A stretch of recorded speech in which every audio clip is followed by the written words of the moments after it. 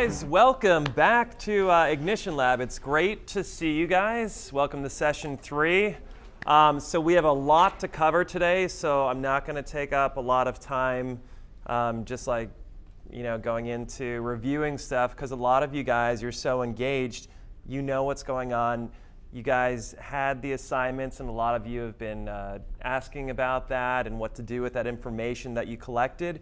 James and also Cody are going to cover that. We also are super excited to have a guest from Dorm Room Fund, Haywood, and so he's going to come up and talk to you guys, and they're also going to have I won't steal your thunder. You can tell them about the pitch competition presence as well. And then we also have Abby here, who's going to tell you about her business and stuff, and is also an alum. So incredible stuff. I'm super excited. And then everyone knows when session 4 is, right? So we're starting off and then again meeting in 3 more weeks from now to have session 4, and that's about fundraising and crowdsourcing, and we're really excited about that. Then in March we have the big prep where you guys are developing slide decks, and then finally the pitch competition, which again I don't like the word competition because really it's an opportunity for you to get up and really present, get that incredible experience. So no matter what, the big deal is that you guys went through the program, you get your certificate, and you have that incredible experience. So I just want to say how much I appreciate how engaged and how thoughtful you guys have been, and it makes this job really enjoyable for me, and I'm very proud of you guys. And so thank you for being here. It's great to see you. And without further ado, I'm going to hand it over to James, the entrepreneur in residence. Oh, did I drop the thing again? Okay. Thanks. Classic James. move. Classic move. Classic girl. Don't.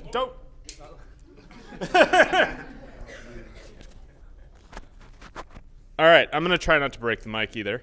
So thanks, guys, for coming back. We're very excited. We are, as you all know, we are now accelerating. We are at full speed to the end of this, which is our pitch competition.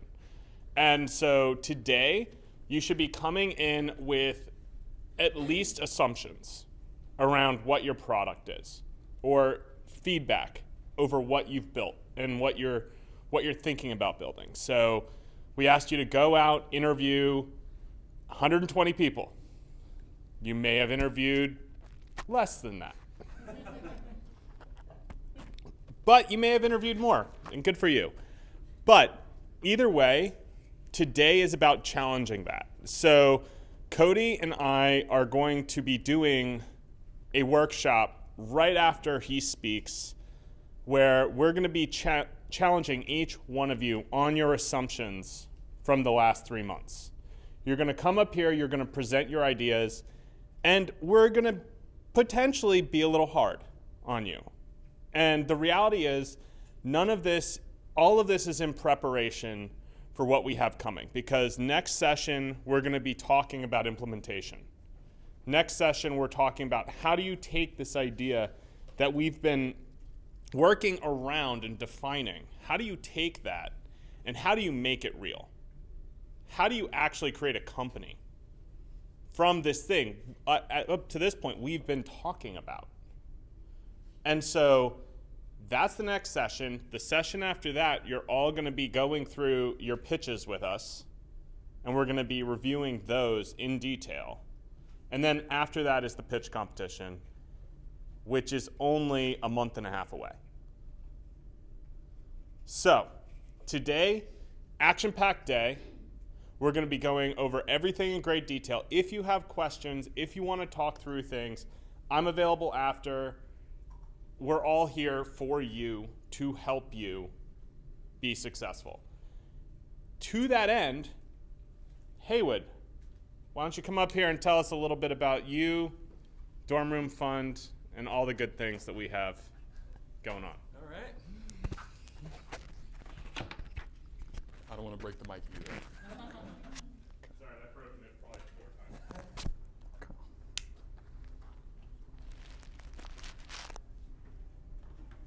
Greetings. Hello.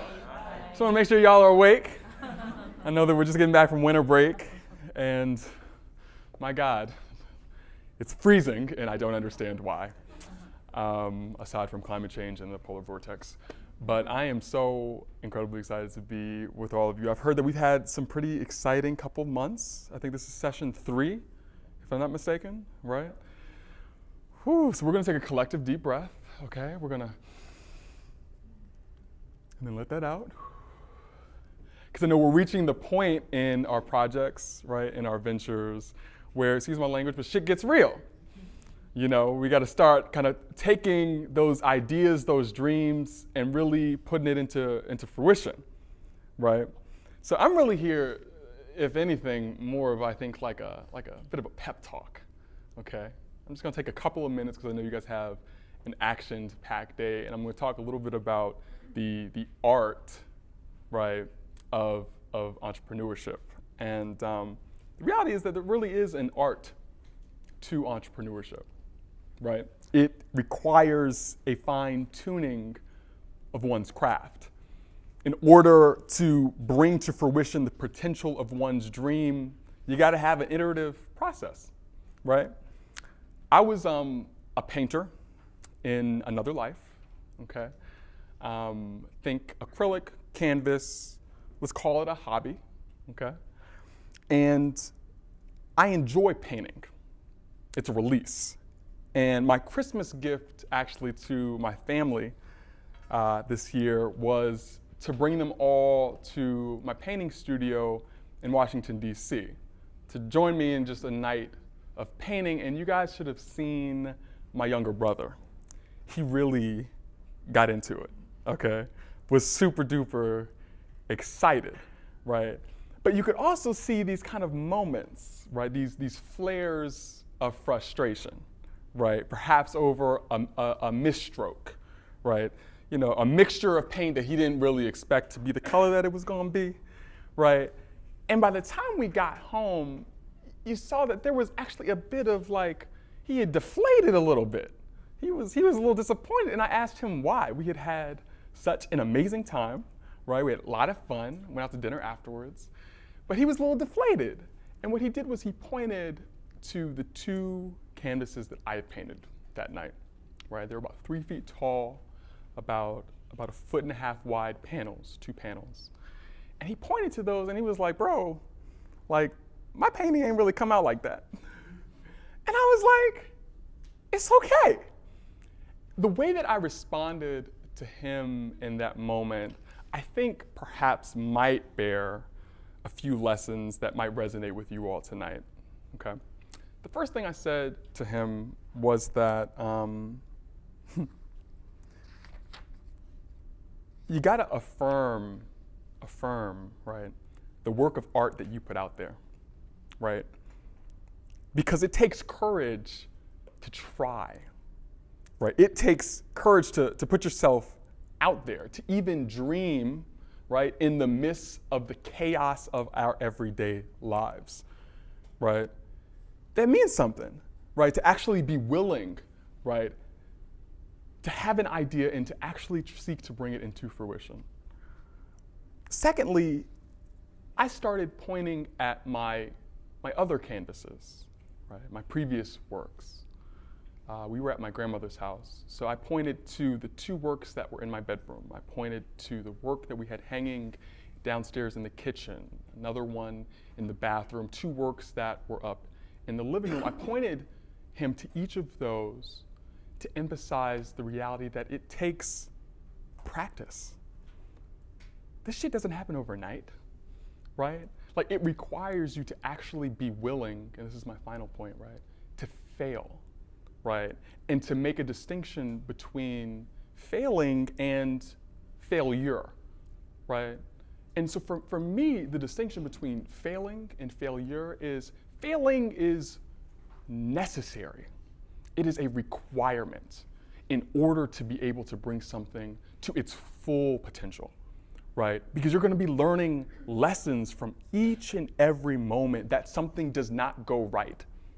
Each and every moment that something does not go according to plan, right? That becomes a data point, right? To help you make sure that your next stroke, right, when you're painting is going to be better than your last one, right? Versus failure, which in my mind is when you allow the accumulation of those failings to prevent you from even dreaming again in the first place. Okay? So I'm sharing all of that because I'm an investment partner at the Dorm Room Fund. Okay? Has anybody heard of the Dorm Room Fund? Familiar with what we do? It's totally cool if you haven't. I hadn't heard about it either before I joined. As an investment partner, what I do is I get to be inundated, to marinate in the beauty and the craft of student ideas, okay? Ideas that come from folks from across the New York region, right, who are looking to say, hey, this is an idea I have and a venture that I'm putting forward. And what I need right now is some support, right, as well as some capital. And what the Dorm Room Fund does is we invest $20,000 into every student venture that we select to be a part of our Dorm Room Fund's community, okay? We literally have pitches every single week. Our application is online, okay, dormroomfund.com. And when folks apply, the process that they go through is one, they have a session, like a round one, right, of just touching bases with an investment partner to kind of present what their idea is, okay? Depending on how that conversation goes, you move to a round two, which is having another conversation with another investment partner, right? To really kind of get into the weeds of the idea, right? And then from there, folks are invited in to meet with us right in our New York offices to pitch the idea. And what's really cool, I think, about the program that you all have voluntarily signed up for, wink if it wasn't voluntary. If you were forced, you can let me know. Okay, I'll call for help. But you've already put yourselves out there into an environment that is testing these ideas that you have, right? That's allowing you to fail in peace and to learn from those failings and constantly iterate on them, right? And so if you feel that the ventures that you are currently working on are something that you want to really kind of come fully to life, the Dorm Room Fund might be a potential funding avenue. We invest in early stage and seed capital rounds. So these are folks who are, you know, at the kind of like beginning stages, figuring things out, right? But of course, we also require that extensive thought and preparation, as well as outreach to the community segments who you are forecasting to be your clients, has taken place. And that's why I'm here to encourage you to really take this opportunity that you all have been presented really seriously, right? Because there is a whole community of folks, right, off this campus and the broader community who want to invest, who believe in the work that you are putting in and want to see it scaled up and getting to its next stage, okay? And so I'm super excited. I'm gonna stick around for the rest of your session. I'll be sitting in the back. If you'd like to reach out to me, I'm totally open by email, LinkedIn. My email address is hperry, P-E-R-R-Y, okay, at dormroomfund.com. Again, that's hperry, okay, at dormroomfund.com. I was in a very similar programs such as yours recently as an advisor, innovation advisor to a startup accelerator and nonprofit accelerator that's put on at the Center for Innovative Thinking up at Yale. I'm happy to be a resource and even if you just need a bit of a pep talk, okay, like I can also kind of serve that role and function too. Cool beans? Awesome. Thank you for your time. So I just want to circle back on one thing that Haywood said that's really important, and that's willingness to fail. Because all of you are young. We're all of us here young. Like, that's just a fact. And for the vast majority of people in this room, you could mess up every aspect of your life for 12 years and still be young. You have room to grow. You have room to take chances. And part of this is refining your craft through that. So you're not, the home run doesn't happen on the first time. I'm still looking for my home run every single time I go out and start and look at a new company.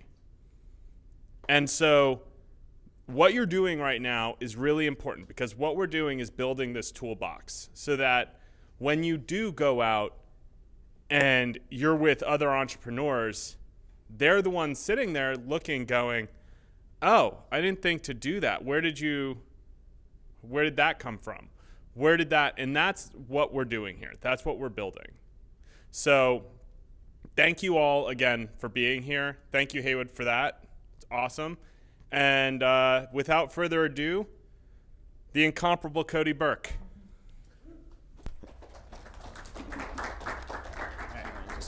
All right, thanks, James. 1 second. Let me just start my timer so I don't go over. Whatever. We'll just freestyle it. So my name's Cody Burke. Thanks for having me, guys. I was a former colleague of James. We worked together back at MakerBot. That was a couple years ago. Feels like an eternity, but it wasn't that long ago, I guess. This is just a little bit about me. So currently I'm the Director of Investor Relations and also work on special strategic projects at Stratasys. We're the largest global 3D printing company. And the history with that was MakerBot was acquired by Stratasys, about 5 or 6 years ago now. And that was kind of the project that I ran at MakerBot was the acquisition. And then I was invited to move up to the corporate level to represent the company in investor relations. And we'll talk a little bit more about how sort of data analysis ties into those things in a second. I also mentor for Techstars for the Stanley Black & Decker Additive Manufacturing Accelerator that's up in Hartford, Connecticut, and really excited to start mentoring at the blockchain accelerator and that's just kicking off, I think in a couple weeks now. So really excited about both of those projects. In the past, when I got hired at MakerBot, it was to mainly work on strategy projects, supporting the director of strategy, and you just never knew what you were gonna work on, and we ended up doing a lot of really fun stuff and a lot of interesting research, and really challenging the assumptions about what we were doing as a company, and tying it all back, using a lot of data analysis to do that, and really trying to think outside the box and challenge what you believe to be true. For that, was a technology analyst at a small consulting firm, and we covered mostly the enterprise software space, which was interesting. We did a lot of very interesting projects, but ultimately it turned out to be tremendously boring. And so that's why I got into the 3D printing space and started going down that route because it was just more exciting. And then my background, further back, I have a master's in international relations with a focus on security studies. I know, doesn't really tie. And when I was in that program, focused a lot on the role that technology plays in things like counterterrorism. And a lot of it comes back to data, and this was back in like 2005 when people were just figuring out how to do network analysis and understand how to look at, security studies through more of almost a software development lens and understand that terrorists were acting like open source networks. And so there's a lot of really interesting stuff that happened that kind of steered me down this path of technology.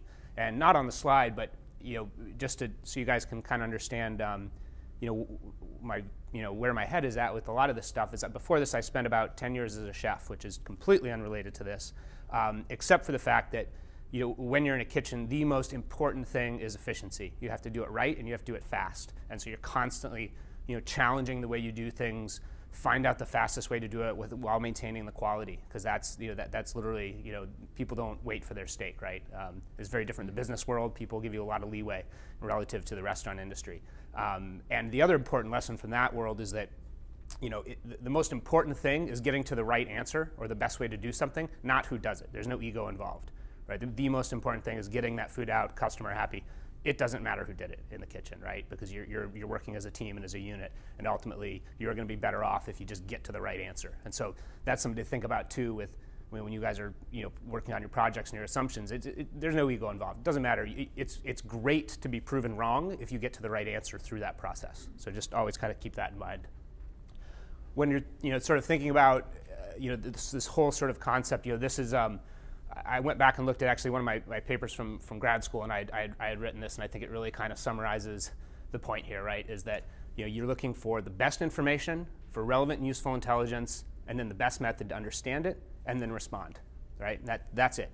If you veer off course, you can always kind of come back to this and be like, what am I actually trying to do, right? Best information, that produces good stuff that I can use, how to use it, and then what my response is. So again, something to just kind of keep in mind.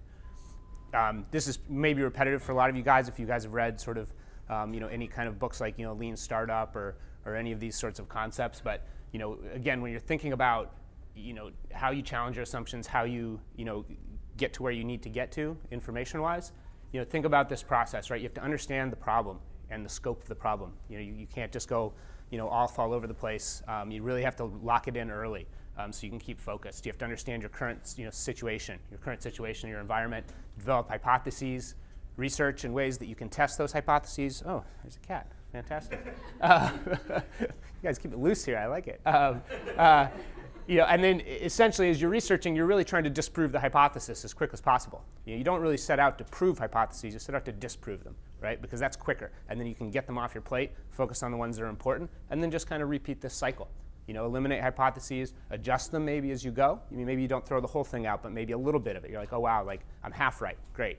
Get rid of the stuff that you're not right about and move on, right? And just keep going on this cycle. I'm actually working on a project at work where we're sort of in this process right now, and it's really, interesting how our hypotheses have changed over the course of the project, and we're not even halfway through. We've already eliminated 2. We have 9.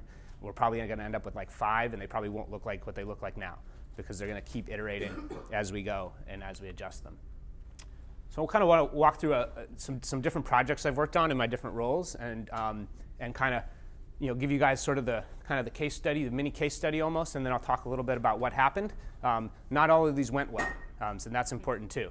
So this was at MakerBot, and this was right when I started. And at that time, the 3D printing industry was just rapidly accelerating. There was lots of new entrants coming on. No one really knew what was going on, and the company was growing so fast that everybody had blinders on, right? And no one could see what was going on in the overall industry, what the trends were. It was just Wild West, right? And so one of my first roles at the company was to try to build out a competitive intelligence program that allowed the C-suite, the executives, to make better decisions, right? Sounds simple, not simple at all. So to do that, I had sort of open sources, and when I say open sources in this context, I mean anything online, anything that's free and public basically is considered an open source. Offline and off, human intel, research reports, news alerts, social media. You learn a lot by just looking at job postings from competitive companies, things like that. The challenge was that there was so much information, and it was really hard to parse it out and figure out what actually mattered, right? Going back to that initial phrase about what the whole point is. And then even within the C-suite, right, you had people that had very different viewpoints. Marketing wanted certain things. The product team wanted certain things. The CEO wanted certain things. And they didn't really care about the other stuff, and of course they felt like the whole process should be geared towards their specific needs. So that was a real challenge too. And then there was the issue of how to get the content. This is that how do you make it actionable, right? So okay, I could go and learn everything I could about the 3D printing industry, but if I email it to everybody and some people don't open their emails, or if some people, or if I put it on this is dating myself, but we had Yammer was the early kind of enterprise social network. So we had this. So I was like, great, I'll put it on Yammer. Now, everybody can see it on Yammer. Turns out most of the C-suite were too old to understand how to use the thing. And so they didn't read it, and they didn't get to them, right? So there was a lot of fine-tuning that had to go into that, about how I get the information to the right people. In the end, I set up a system of news alerts,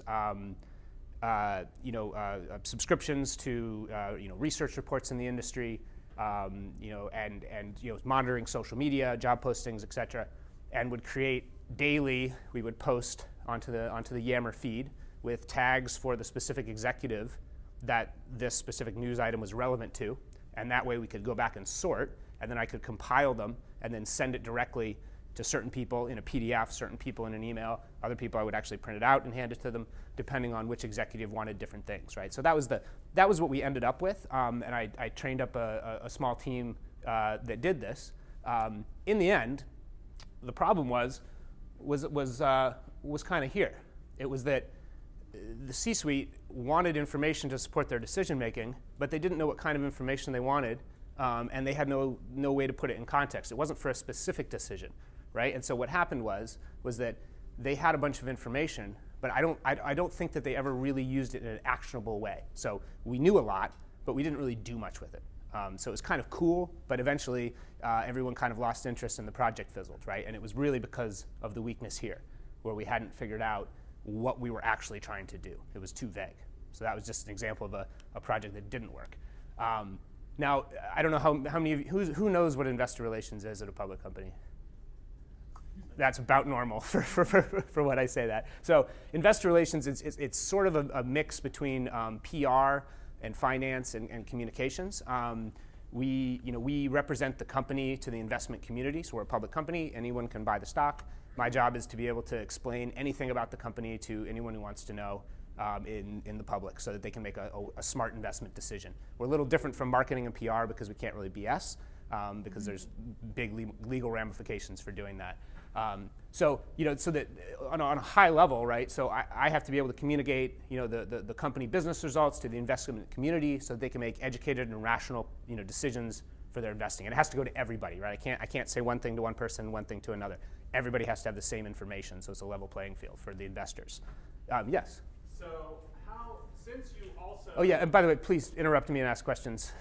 Since you also did the investor relations side before you were part of the public company and you were leading investors and Sure. talking to investors, how did that conversation evolve when you were talking to the ostensibly smaller investors that happen when you're a private company? Yeah, great question. So before the acquisition by Stratasys at MakerBot, one of the projects I was working on was we were raising a VC round. And so my job was to kind of project manage this process and field a lot of information requests from more venture capital style investors. It's very different because in the private world, you don't have to tell everybody anything, and if anything, it's the complete opposite. You hold back as much as you possibly can, and you tell just what they ask and nothing more, because you don't want them to find the dirty secrets that you might have. That's a cynical view of it, but on the public market, it's a lot different. I have to put out a press release, or I have to go on a conference call, and I have to say something. If I say it on the conference call and it's public, then when I talk to an investor in private, I can talk more about it. If I haven't said it publicly, then I can't talk about it with the investor, because that would be a violation, and I could go to Martha Stewart jail. So, and nobody wants that. So again, on a high level, the job really is to take massive amounts of data at the company, mostly financial data, but also qualitative data, and kind of craft that into a story that involves both hard numbers and kind of more fluffy stuff to give an accurate view of the company's prospects, right? And again, not in a marketing sense. I can't oversell things. I have to be very, very fact-based with these conversations. And I have all these tools. I won't read them all, but a lot of kind of resources that I can pull from to create these. And then obviously the challenges are things like disclosure policies. My company, for instance, we don't disclose certain aspects of our business, and the investors might want to know that information, but I can't tell them that because that's just not our policy. And I certainly can't tell one and not the others. There's SEC regulations, competitive concerns. Some of it's just the comfort in forecasting. How do I, how comfortable am I talking about the business 3 years ahead of time? Not very, right? Like a lot of things can happen in a dynamic industry. So that's kind of the stage, and remember, this is going on both sides. So on one side, I'm having to challenge my own assumptions about what's going on in the business and back it up with the data that I find, so that I can communicate it to the investors in a way that works for them. On their side, they're sitting there like detectives. They have their own assumptions about the business and what our prospects are, and that's what they're basing their investment decisions on. And they're trying to reverse engineer what I'm doing. So they're saying, okay, he said this. He must have this data to back it up, and that impacts my investment thesis like this. So it's sort of a back and forth game between yourself and the investment community, where you're both trying to put these pieces together. So it's a lot of fun, but it can be a pretty challenging job. So we want to walk through just a couple examples of what I'm talking about here. So there's these things called perception studies, right? And the way a perception study works is in our case we use NASDAQ. And you hire a third-party firm to survey the investor community, both current shareholders, prospective shareholders, analysts, and just get some very kind of raw feedback about the company. They rate you on metrics, but also there's interview transcripts and more kind of soft data. And you do this annually, typically, is sort of the best practice. Now, the previous VP at the company that I was working with had been in the industry for a really long time and at the company for a really long time, and he just had gut feelings about what the investors wanted and what they cared about and what they thought about us. And he was usually right, because he had that sort of experience. Now, I didn't have that kind of experience, as long as he did anyway. When he moved on to a different role and we brought in a new VP, we had this opportunity that I pushed really hard for to transition our investor relations program into being much more data-driven, because I recognized that with this pool of knowledge leaving, we didn't have that kind of gut instinct anymore. And so we needed to get much more data-driven. And fortunately, everyone was on board with this, and we did it. I can't share the specific results from it, but I will say that we had assumptions, we had specific assumptions about what was top of mind for investors that were wrong, right? And we learned some new things. We learned some things about how they viewed the company, about how they viewed the executive team, how they viewed me, and that's allowed us to really fine-tune our messaging a lot more. And the exciting part is we're about to do another one, and so now we'll have a data point a year out, right? We did this a year ago.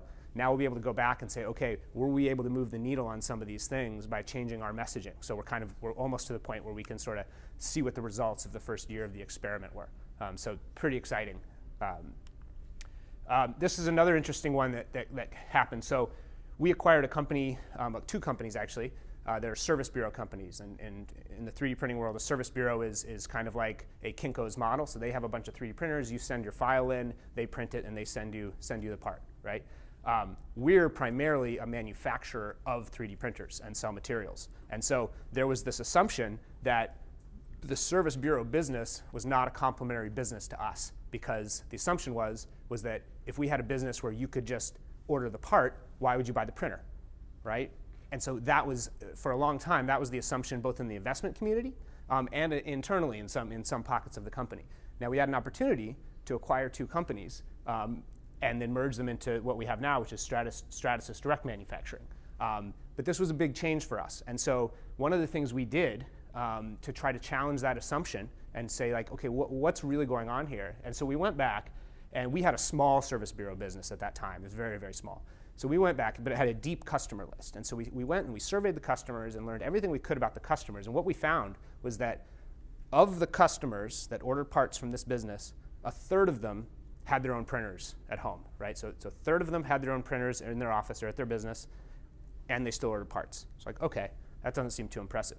Then we figured out that 3/4 of the revenue came from that 1/3, right? So you had, again, 1/3 of the customers, 3/4 of the revenue, and they're the ones with the printers. So like, well, what's going on here? And so what we figured out was that those customers were familiar with the technology, they had bought a printer, and they were printing with it, but then what would happen is they would run out of capacity on the printer. And so suddenly someone in the organization would say, I need 500 of this widget, and the guy's like, well, okay, I can only do 2.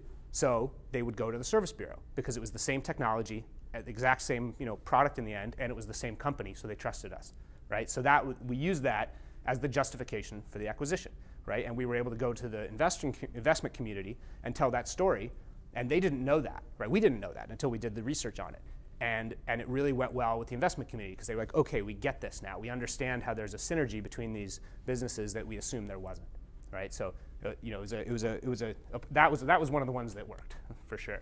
So we had another situation where 3D printing world, very fast-moving market, very dynamic, a lot of new players coming in, and I'm not spilling any beans here. This is all public knowledge. As a company. We've had, our revenue from our hardware sales from the printers has been flat or slightly negative, for about 2 years now. We've been struggling a little bit to increase our hardware revenue. And at the same time, there's increased competition coming into the market, and there was a perception from the investment community that the customers were moving to other technologies and that it was competition that was the problem. And that we weren't getting adopted at a sufficient rate, basically. That's what they were worried about, that we were losing customers. So we were like, well, okay, what's really going on here? That's the assumption. So we went back and we had a new product that we had just launched. It was called the F123, and it was about a $20,000 printer, probably about yay high, looks like a small refrigerator. And so we went back and we looked at all the unit sales, and we were like, what's going on here? And we figured out that about half of the unit sales were going to new customers, and about half were going to existing customers. We're like, okay, that's fine. What else is going on here? Dig in a few layers, and what we realized was that the new customers were buying one at a time, like consistently across the board, okay? And then we looked at the existing customers, like, well, what are those guys doing? Those guys were buying multiple system orders, okay? And they were mixing in other technologies from our product portfolio at the same time. Right? So what we learned from that was that customers that were familiar with our products, they weren't going to competition. They were buying more printers, and they were buying bigger orders of printers. And so we were able to go then back to the investment community and explain that to them and say, look, you guys have it all wrong. Like, yes, the system revenue line, it's not growing. Nobody's happy about that. But the customers like the product, all right? They're not losing them to competition. They're actually increasing their installed base. And that, because we get a lot of revenue from the material sales, like the future revenue from those material sales of those growing installed base of these customers is going to be very meaningful in the future, right? So that was kind of how we dealt with that situation. And that's it. Any questions about anything? Fantastic. Good. All righty. So, let me pick this up so people who aren't here can hear me. All right. So, as you've seen from Cody's presentation, the interviews you guys have done, going out asking your customers what they want, is the only way to test your assumptions in a way that, well, it's not you assuming. It's the only way to come back, and when you go talk to Haywood, when you go talk to a Techstars, when you go talk to someone and you're like, look, I need this to work and I need $60,000 to make it work, they're going to go, okay, well, what's that $60,000 going to get me? And then when you tell them, I went out, I interviewed 120 people. Within that, 50 of them said X. The X in the free market is worth Y. And Y is the exact reason I need the money, because I'm going to be able to turn a profit based on that. So the reason why we had you do a very large number of interviews is because we want you to have enough data. We want you to be able to say, beyond any shadow of a doubt, that you actually have tested the market and know where you're coming from. Now, have I told you guys what sales is? Like, all of us, we're all selling ourselves here. We're selling our ideas. But in sales, we have a thing where it's, when you ask somebody what the definition of sales is, here, what is sales? Just someone yell something out. Anyone. Yes, but also no. Anybody else? Yes, but also very much no. Getting people to believe in the product. Yeah. Nope. Yes, all right, but also all wrong. The answer is go out, ask your customer what they want to buy. You've never convinced anyone of anything ever. Just know that. The only way you have a productive conversation, the only way you sell yourself, is ask them what they want to buy. When you go talk to Haywood and you're like, hey, I'm looking to do this, what does he want to buy? He wants to buy a productive member of his community who's going to create growth for the fund and add value. Well, that's what you need to sell him. So when you're selling yourself, when you're selling your company, ask your customers what they want to buy and then sell that to them.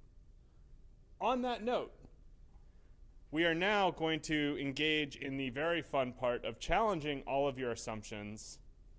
So, each group get together. You have 3 minutes to come up with a 30-second pitch summarizing everything you learned over the last 3 months. I want to hear your assumptions on the next step for your company. Where are you going to go? What is your target, and what did you learn? Now, it's kind of the same thing like we did before with the pitches, but you have 3 minutes starting right now. What are those 3 questions, James, that you just said? Oh, like, I just said those off the top of my head, but yeah, like, where did your data take you? Where did the interviews take you? What are you actually building? That's what we want to hear. What do you think? Where do you think your company should go at this point? So the purpose of this is the same thing that I kind of do every time, which is you come in expecting one thing and I throw an entire different thing at you. We're also going to do your presentations, your 3-minute presentations at the end. This is kind of a test to see what you can do in a shortened period of time. So we don't need everybody to stand up and come up. I know we do that all the time, but that's what we're going to do for your presentations. Right now, from your seats, just if one person or the group can stand up, do your 30-second pitch. We'll talk through it. The whole goal here is that this shouldn't take us more than, say, 20 minutes, 20, 25 minutes. All right? Yeah. Do we need to briefly state what our company is as a reminder, or do we skip that? No, so this is basically outlining where your next step is. So you don't, yeah. What if we don't have context? So, One sentence should be good. one sentence of context. Okay, that is included in 30 seconds. Do you think we could do 45 seconds? We'll do 40 seconds.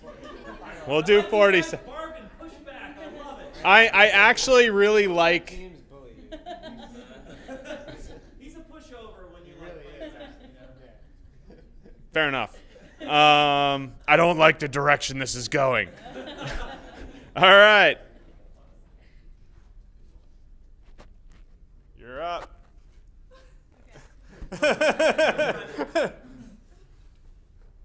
Actually, yeah, you do have to walk up because we have the mic and the people at home are. Okay, might as well keep standing. Ready when you are? All right, so through our interviews, we found out that our product is needed and wanted. We have a few challenges that we faced here. So we have to build a convincing argument for funding at this point. We came across two different audiences: people in need, which want familiarity with people's experiences from these resources, and people with money, who want us to address organizations that are already their favorite, that they're already donating to. The challenges that we've been overcoming thus far has been building our NGO's actual legal basis. Eleanor, what do you do real quick? We have a map of resources for human needs in the New York City area. That's homeless shelters, food distribution centers, and we follow 6 principles. We're done? No, I was just saying. Okay. Accessibility, inclusivity, dependency, sustainability, cleanliness, and health. All right. Cool.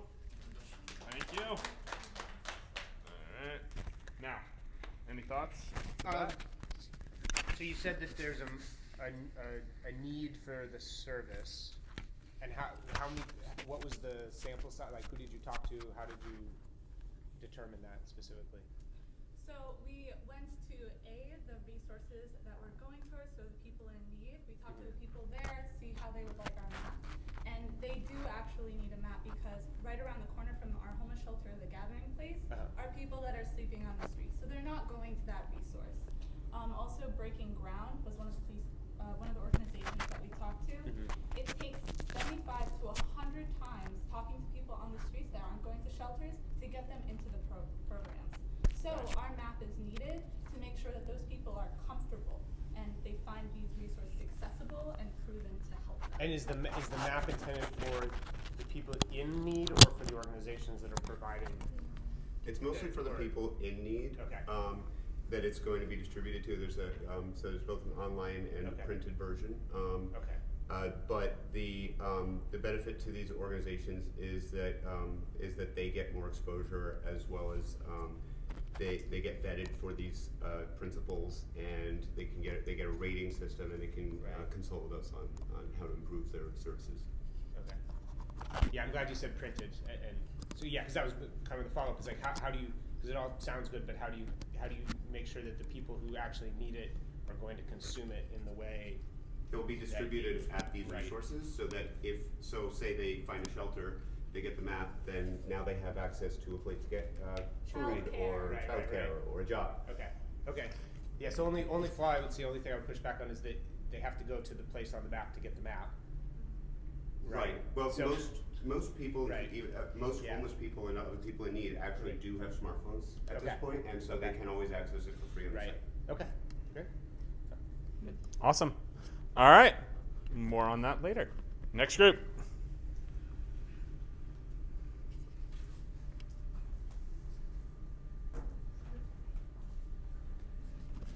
I just kind of attached Remember, it to it. say very quickly what your group does. One sentence intro into. Yeah. So we are creating an online marketplace for past students to upload their work and for people who want to sell their artwork but don't know where to get a manufacturer and logistics, and also a place for customers who want to look for niche design. Yeah, and then so based on our findings, we found out that a lot of people, like a lot of press students, are in high demand of this service because they couldn't find a place to sell their work, and also the customers they want to find a place to buy work that show their identities. I think our next step forward is to really do more research on customer. More research on like what the customer needs, and from that we can build up features of the website, like what functions do they really need from our website, and All right. yeah, That's distinguish fine. ourselves. Yep. Yeah. Awesome. Cool. Very well done. Any thoughts? So you said you still need to do work around the customer Yes. side of it, right? We haven't done enough. Okay. Yeah, because I mean that's in any kind of marketplace venture, the supply side's the easy part, right? Usually, typically, yeah. there's always people want it costs nothing to put something on a website and try to sell it, but the customer demand side is where I would look, and also look at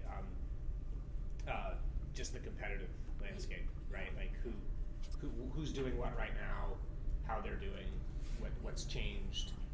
We have looked at a lot of competitors, Yeah. and we're trying to figure out like how to distinguish ourselves. Right. Yeah. Right. So. Yeah, that's the biggest hole, right?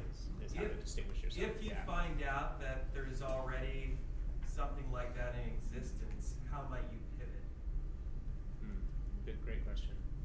Because there is something, a platform like that actually is run through this center, you know, and so that's the one thing that I would encourage you to Competition think with the about. Ignition Lab. Yeah. Yeah, Pratt portfolio. Yeah, Alex, who's one of my colleagues, mentioned you guys reached out to him, and I think that's very smart. And so what you might find is they're doing a similar thing to what you're talking about, but they have a lot of resources and they work for the school. So maybe you guys could actually work with them, you know, instead of reinventing a similar model. Right. I like that. Cool. All right, next group.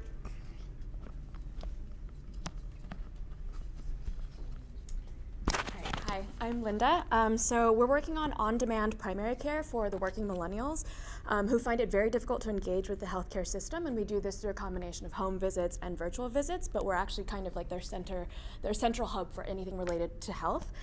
So what we're realizing now is that people really value long-term care, but they find it very difficult to engage with the current healthcare system, and we want to make it very personal and holistic. People really value that level of relationship with their doctor, and a virtual clinic is not enough. Having someone come to you or seeing someone in person is really, really important. So our next steps are to flesh out the revenue model and to also build partnerships with healthcare providers. I'm sitting down with someone next week from Mayo Clinic who does health data management and all of that, and he's interested in becoming a partner. So. Awesome. Yeah. Cool. And very well timed. Thank you. Yeah. Yeah, I guess I would want to know who you talked to. Like, who did you survey? How did you determine your sample size? Like, you know. Right. I talked to people primarily who've been in the working world for like 3 years, graduated, and now have coverage through their employer. So are now starting to get more serious about their health. Obviously, college students don't really think about it and can't afford it, and so I'm looking at people transitioning into maintaining a long-term relationship with a healthcare provider.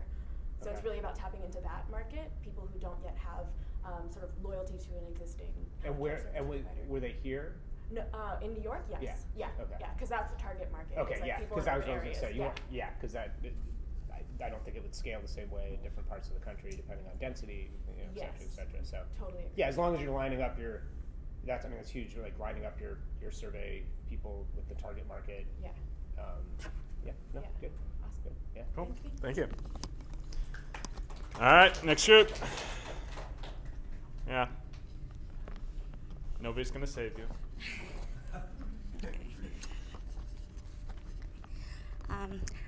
Do I do like Yeah, this? just talk into it. So. Hi, we're Yellow Napkin, and we're a jewelry brand with cultural personal stories.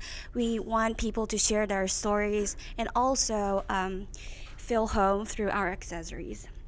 So through our interview, we found people was hard time like how do you recognize your home, like your stories through our design, like how do you interpret your stories into the design and what is our design identity. And also the second thing is because our business models is quite difficult of there's like sharing aspect, collecting stories and delivering to the customers. So how do you clarify that and explain it to the customers to understand that, and also like to investors. And thank you. That's. Did you find it was difficult for when you were talking to people for them to kind of get what you were doing? Yeah, I think it'll probably be it's a solvable problem, but that's a struggle, right? Because you have to get out of your own head a little bit, and it makes sense to you because you're deep in it, but sometimes it's not intuitive to someone. First of all, like people were thinking that our business model is customizing. Like if you give a story, you just build one accessories for them. But we're more like if one person gives your story and we make it as our design and also put our design identity inside it and make it also special to other people, also like a sharing wise story. Right. So I give you a story, you create a design, and I get it, but then you're also going to sell it to anybody who wants it. Yeah. Okay. Oh, so it's independent market valid. Yeah, it's an independent market validation for every single one of your products. Yeah. Right. Yeah. Okay. But we wanted to like build more, make a special relationship to the person who created the story, like giving as a first gift or like a product. Right. So one thing I would really do, and I think everyone here should do that, is map out what your customer funnel looks like. So does everybody know what I mean when I say funnel? So when we talk about, you have 3 stages of the funnel, which is top of funnel, middle of funnel, bottom of funnel. And the top of funnel is anyone who comes to your website, anyone who sees your business literally anywhere. It's the first interaction somebody has with you. So it's what is the story you're telling them in that 3 seconds. The middle of the funnel is the first time they engage with you. So that's them coming, either filling out a survey form on your website, clicking on doing an abandoned cart, doing literally anything. And then the bottom of the funnel is when they actually purchase. So that's the revenue side. So that's your sales. So thinking about what does that journey look like? What does your messaging throughout that journey look like? How are you telling your story for every single one of those people? For you, it's going to be through your design and through the story behind the design, because every single story, every single design has this independent story built into it. And actually, this could apply to a lot of people here. So I would say start looking at the top. So how are you getting their first 3 seconds of attention, and how are you turning that into 10 seconds? And then how do you turn that 10 seconds into a minute? It's kind of the reason why I have you come up here and do these 30-second, 40-second pitches, because it's how do you tell your story in a succinct way when you were planning on telling it in long form. Because you're going to go into meetings with people and they're going to say, oh, you booked me for half an hour, you have 10 minutes. That's going to happen at least a dozen times in the next year if you launch a business. So think about this from every aspect of your business. You have a two-sided marketplace. You have a two-sided marketplace. You also have a two-sided marketplace. Almost everyone here, to one degree or another, has a two-sided marketplace. Think about it from both sides. And yeah. James, what's a two-sided marketplace, and was there like a three-sided marketplace? Like, what do you mean by that? So a two-sided marketplace is you are the middleman. Basically, it's Uber's a two-sided marketplace. They're selling to drivers, they're selling to consumers. So anytime you are not fulfilling, you are not the full cycle fulfillment person, or you aren't coming up with the stories that you're using, if you're going out to influencers, and you're selling these influencers to come tell you their story so you can create products. Yeah.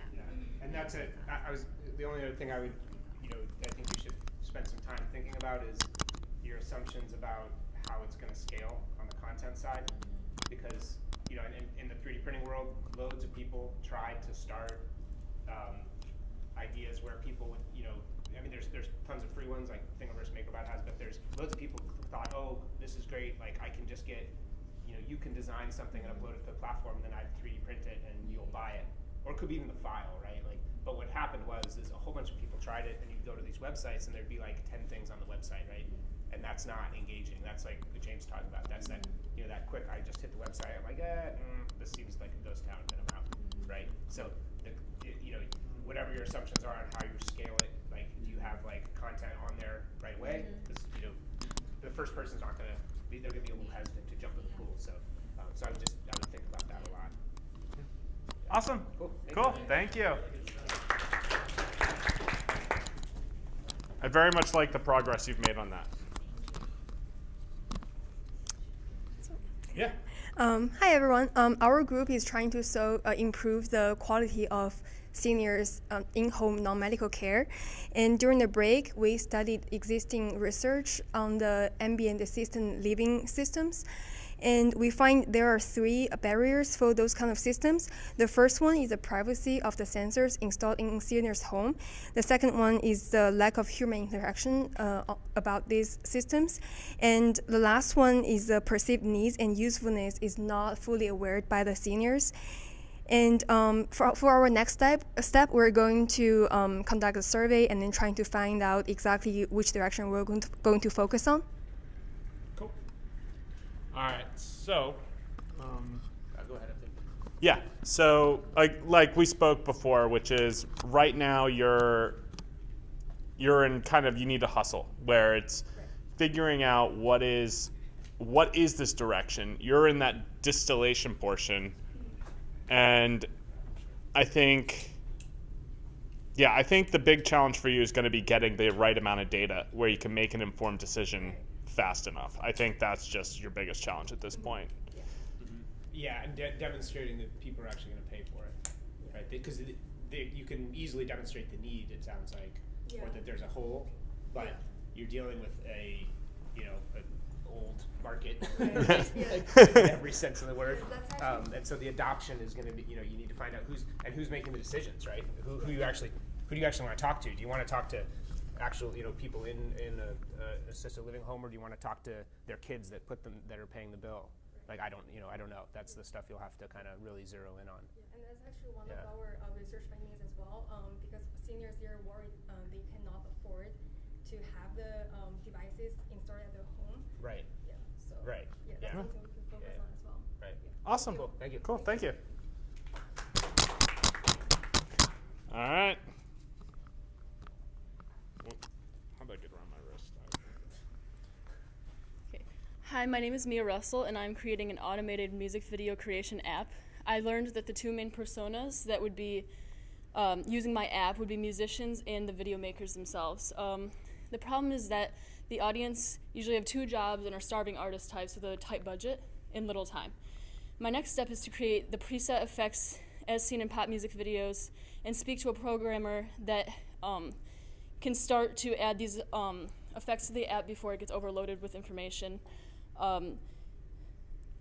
and see what style of interface is most simple for my audience to use. Overall, they reassured me in my interviews that they want exactly what they've seen in their favorite music videos rather than unique content. Cool. So what's the revenue model? Would you charge for the app or? The problem is it would have to be a low amount because they're musicians and artists which have low income, so probably a monthly type of fee, but maybe like $5 a month or something. Okay. Yeah, or advertising and like email sign up type of thing. Okay. Cool. Yeah, I would figure out a way to really test if people are going to pay for it and how they're going to pay for it.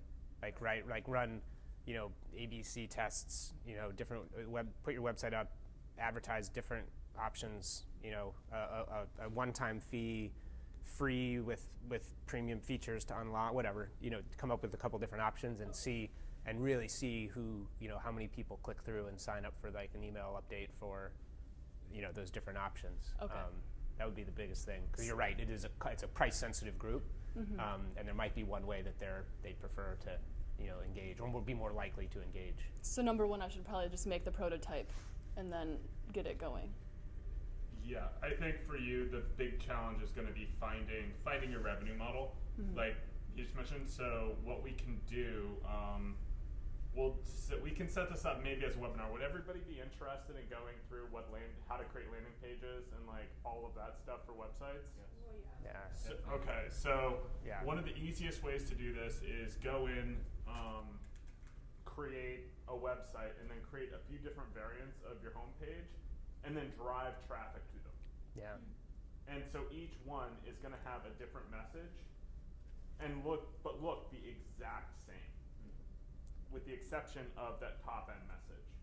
And now you can do that one way, which is setting up the website and then just having those different home pages, or we can do landing pages. I can walk through either of them, but yeah. Yeah, that'd be helpful. Yeah, because then you can really test it, because it might surprise you too. The other thing I would say is, and I think this happens a lot with app products and stuff like you're talking about, is people might use it for something totally different, right? So so in the back of your head, think about that, because I can imagine lots of different use cases for something like that. You might find like people get it and it's whatever. Just like memes or something. I don't. Who knows? Yeah. Like people. It could turn into like a cat app, right? Like I don't know. Yeah. Like not just musicians, right? Like it might be like a really cool effect that people want to post in their story. Right.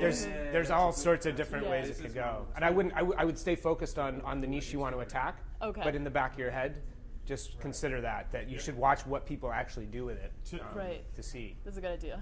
To the Instagram point. Instagram was originally a photo editing app, and he came home and he saw that his wife was sitting there editing the photos in Instagram and then sharing them on Facebook. Right. And he was like, he immediately goes, okay, we need to connect the dots. Yeah. And that's how Instagram was born and then sold for an outrageously low price. Right. Because I don't even think that they tapped into that right now. And was trying to do it with the Snapchat, and Snapchat has amazing filters, but most of my friends do the same thing. They fix it up on Snapchat and then they post it up on Instagram. But I don't think Instagram has an editing tool for video. For visual or for video, yeah. So Like with the face right. and stuff like Yeah. that. Yeah. That's so. Wow. That's good. Yeah, you got something. All right. Yeah, it's good. Yeah, just test those things and sounds good. More user surveys. Yay! Mia, I want to say one final thing is that I also teach a mindfulness meditation class, and one of the graduate students is a coder who specializes in effects for rock bands. Who he's like literally developing that, so I should connect you. Yes. So come up to me after, and I'll try and do an e-connection with you guys. Cool. Thank you so much. That would be amazing. Cool. Awesome. Thank you. Cool. Thank you. All right, next group. We're going to try to keep the rest of these shorter. Well, not your speeches, but the feedback session. Because I'm not going to do that to you. Right. So our idea shifted a little bit since last time. So briefly, it's a surf hydration pack. Basically, we realized that surfers don't have a way to drink water easily. And our customers I went to surf shops as well as talking to surfers to find out what they want. And they like the idea a lot. It's really just about being sleek and fitting into what they perceive as fitting into their lifestyle and the idea behind surfing. So I think next up is really just getting prototypes to test to make sure it fits into what they imagine. What was the shift you made? We started with more of a brand image around wetsuits. Okay. And then we figured it'd be good to start more with something tangible that we can imagine, and then broaden out to the brand and more products.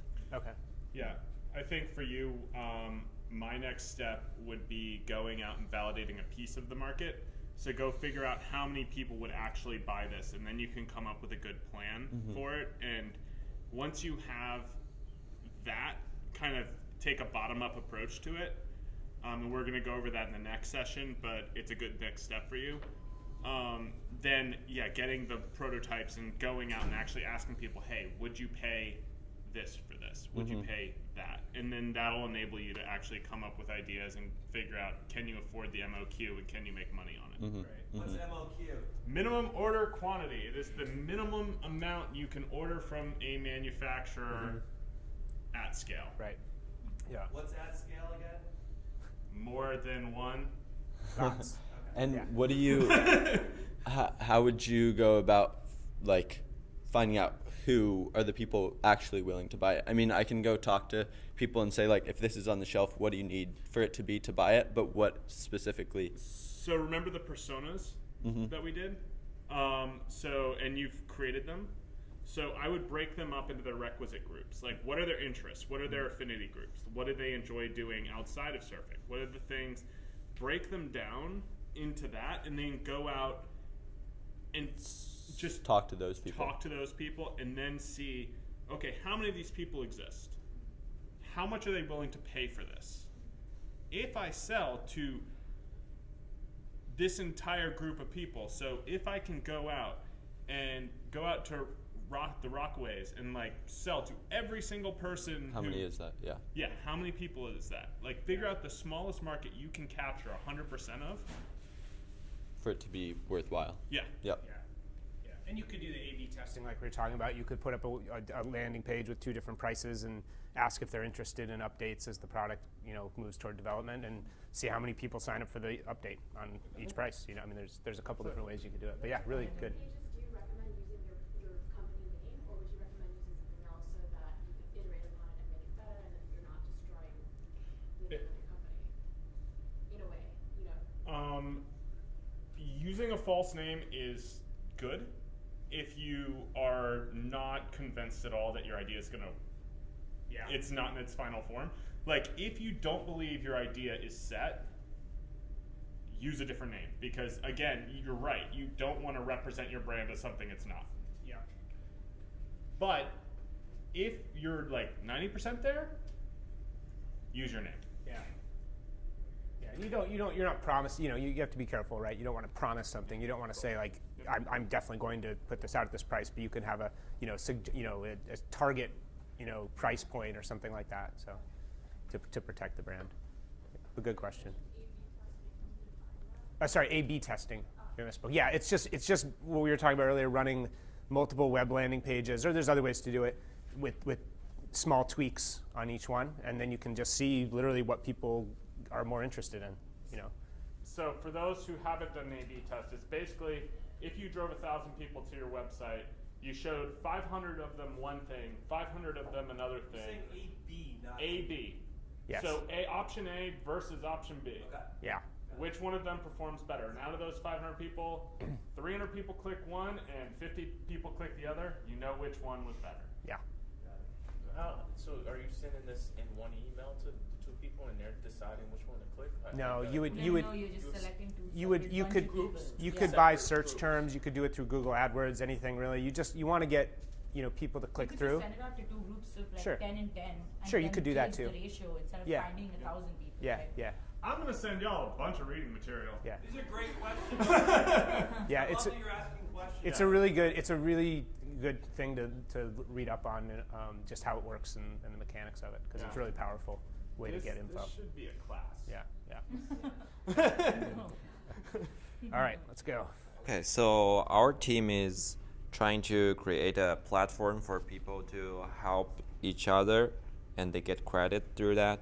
And we actually interviewed a lot of our friends, including some lead designers from famous companies and tech companies. And from their feedback, they all think our idea is great. And when we mentioned our competitive company, which is TaskRabbit, they actually, many of them said that they don't know what they do, except they can assemble the IKEA furnitures. Yeah. So they, from the interview, we also get a concept of integration, which I think can be used for marketing our stuff. So And as designers, we did research on the TaskRabbit, the mobile platform, and we think the user experience is not that quite detailedly good. So, I'm gonna have to cut you off there. Yeah. Yeah. That's our next step. Awesome. Yeah. Cool. And what's the revenue model, or how It's does it? two-sided. Okay. Yeah. But and I get a credit for doing something? Yeah, you Okay. get credit, and you can use the credit to hire other people to help you. Oh, okay. Yeah. I see. Or you can get money. Okay. Yeah. I can cash it out from you guys. Right. Okay. How do you get the money? Get from what money flows, I get like 5% for each order. Oh, I see. Yeah. I see. Okay. Yeah, I would look at the competitive landscape really closely, because I think there's probably some other, besides TaskRabbit, I'm sure there's some other platforms like Handy, and I can think of a couple. That's a little different, I guess, because they employ the people, but just really map out the competitive space and make sure that you're differentiated enough. I mean, it's good in one sense because there are competitors, and so people understand the idea. You don't have to educate them on the concept. Right. It's pretty straightforward. It's just make sure that there's enough differentiation between you and competitors to stand out. Yeah. Awesome. Cool. All right. One more on this side of the room, and then we're going to shoot through this side of the room. And then we're on to the next speaker. Hi, my name is Dee, and my partner Ya and me are going to do manufacturing, shopping bag manufacturing, distribution, collecting, and delivering system that we design and sell reusable fabric shopping bags for retail and grocery stores, and we'll be in charge of the recycling of the bags and bring the bags back to the stores so that they can keep using those bags. And as so far, from the previous surveys we have done, we found out that many people are willing to do this kind of thing that is positive for our environment, but most of them are worried about who will pay for the extra cost for the more quality bags, and also the collecting fee that will occur in the deliveries. And so we're thinking about, the next steps we're going to do is to find the stores that are willing to participate, because they will need to pay more more for the same amount of shopping bags. They need to pay for the one-time bags. And so they have to get the cycle start going until they see that this investment will work for a long-term run. And also we're thinking about cooperate with the government, since we kind of saved partial of the money they need to put to dealing with those recycled bags. I mean, in all our the buildings we are living in, there will be recycling bins, and they also need to put money to recycle those stuff. So yeah. Cool. So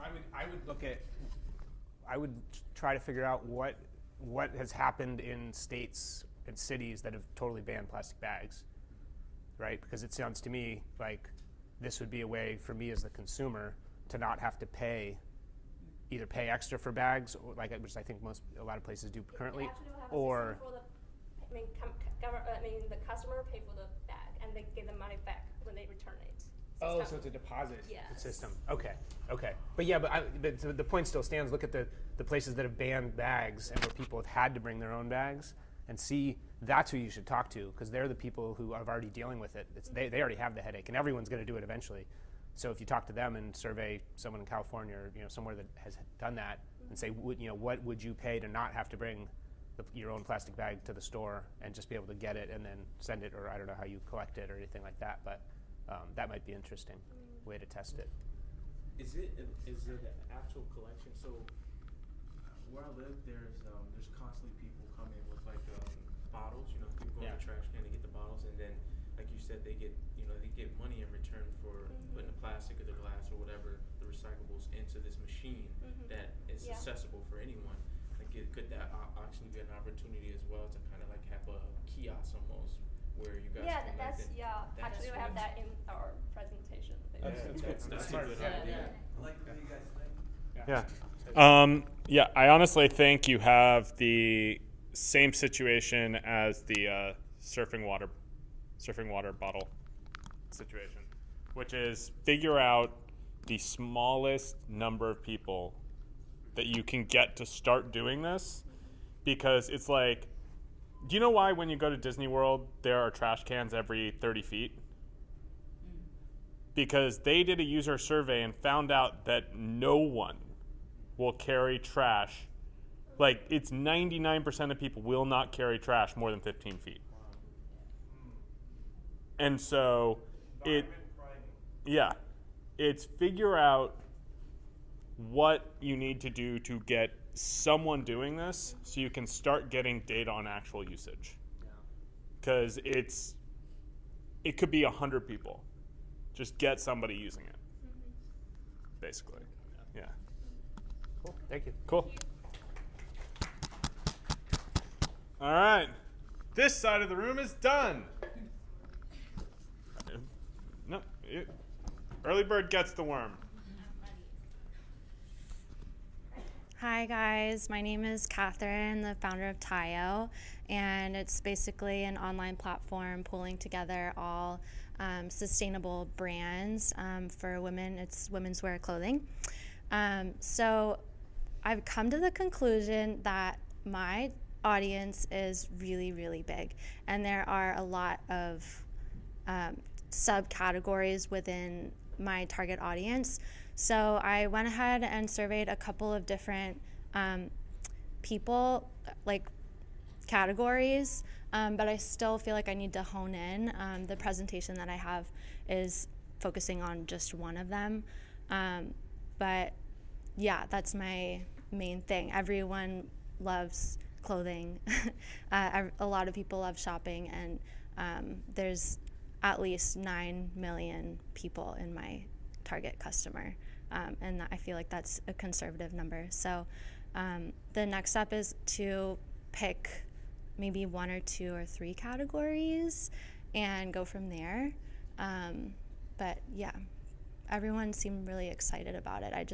They all are different ages, and so I want to hone in on a couple categories. Yeah, you want to narrow the scope as much as you can. The smallest possible audience you can go target and try that. Yeah.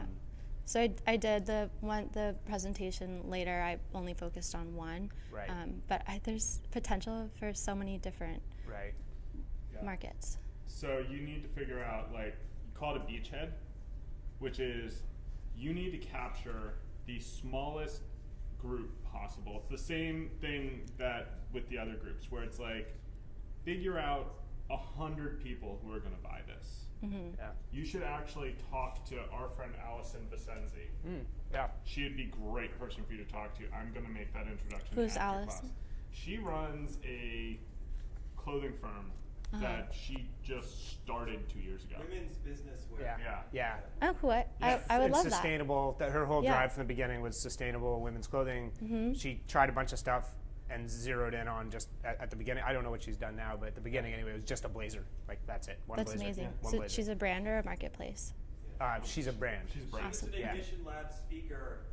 She's last great. year, and she killed it. Yeah, she's I really would love to meet her. Yeah, she's an amazing. Yeah. She's an amazing human. Yeah. She did what Cody and I kind of did make her buy. Yeah, she was in our random group of people, but in our random group of people who just did random things inside the company. Cool. The other thing I would say is, as you're segmenting it, really think about like what price point you want to target, because we it's so have broad, price and it's not just and even within that, like Allison did, like a blazer, right, or something. And there's also probably, not to keep going back to the A/B testing thing, but you can probably, through sort of drop whatever, you could probably experiment with We're that going to a be little doing bit. drop shipping. Yeah, you could probably set up a website pretty easily that just has kind of a rough approximation of what you want to do, and just see if people go for we the bathing have some suits or they go for vendors the that would jeans, like or, to sell, so we can even test through them. Right.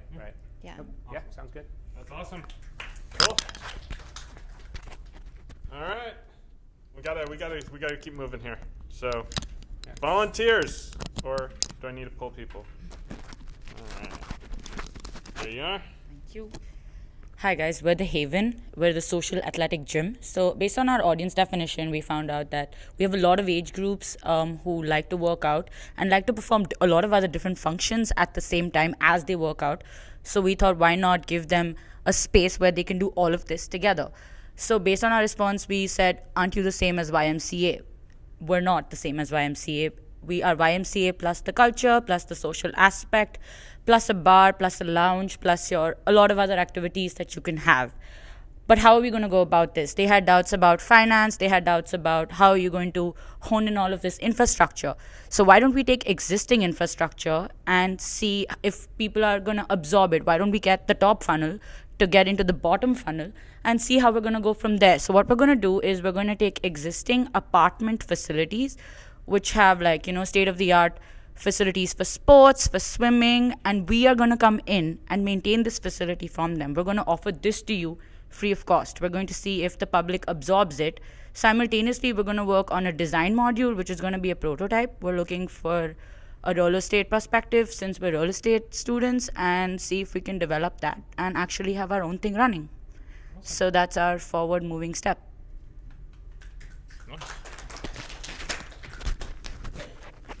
Yeah, I guess it's really all the same. It's what's the target, like specifically who? The apartment is interesting. I like that idea of testing it in like one of these, So we offer it for them free of cost.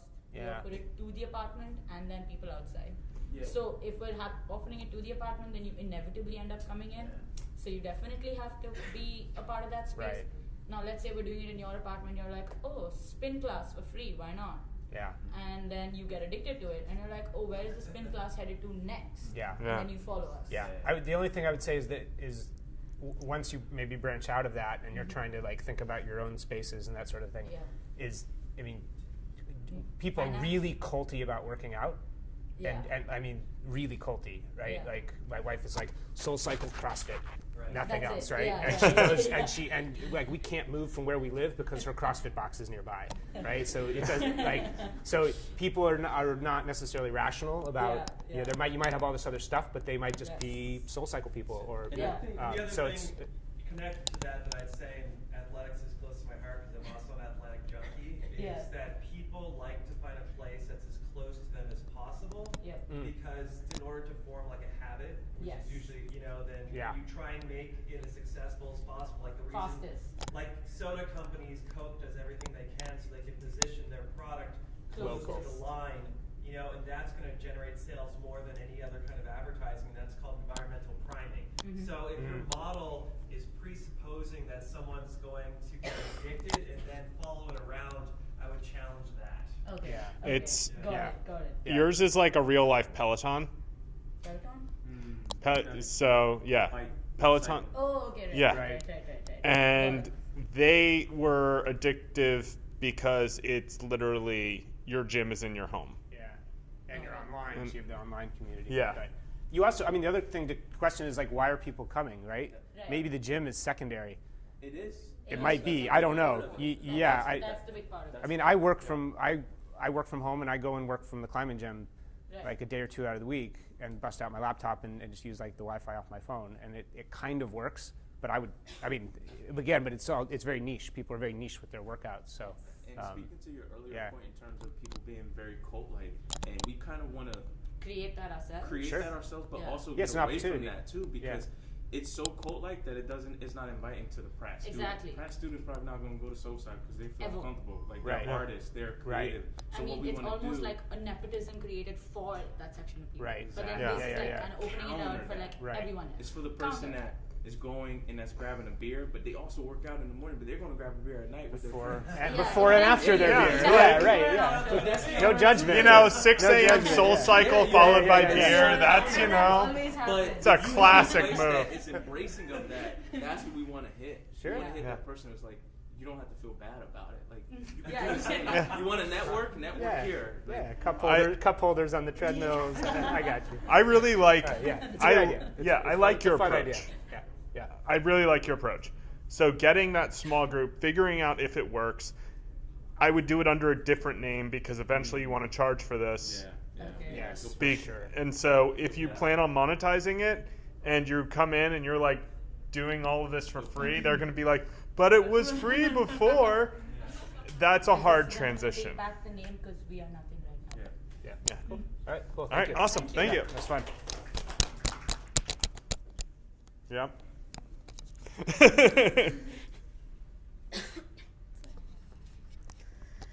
So we are WAMA, and we make geometric modular shelving, aimed to utilize small spaces within apartments, like between bookshelves, and make that functional.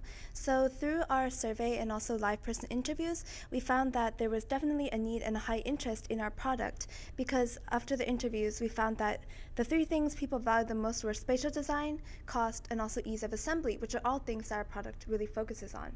Our next step would be to continue prototyping, as over the break I actually did prototype and actually made several variations with varying like geometric properties, materials, types of joinery, etc.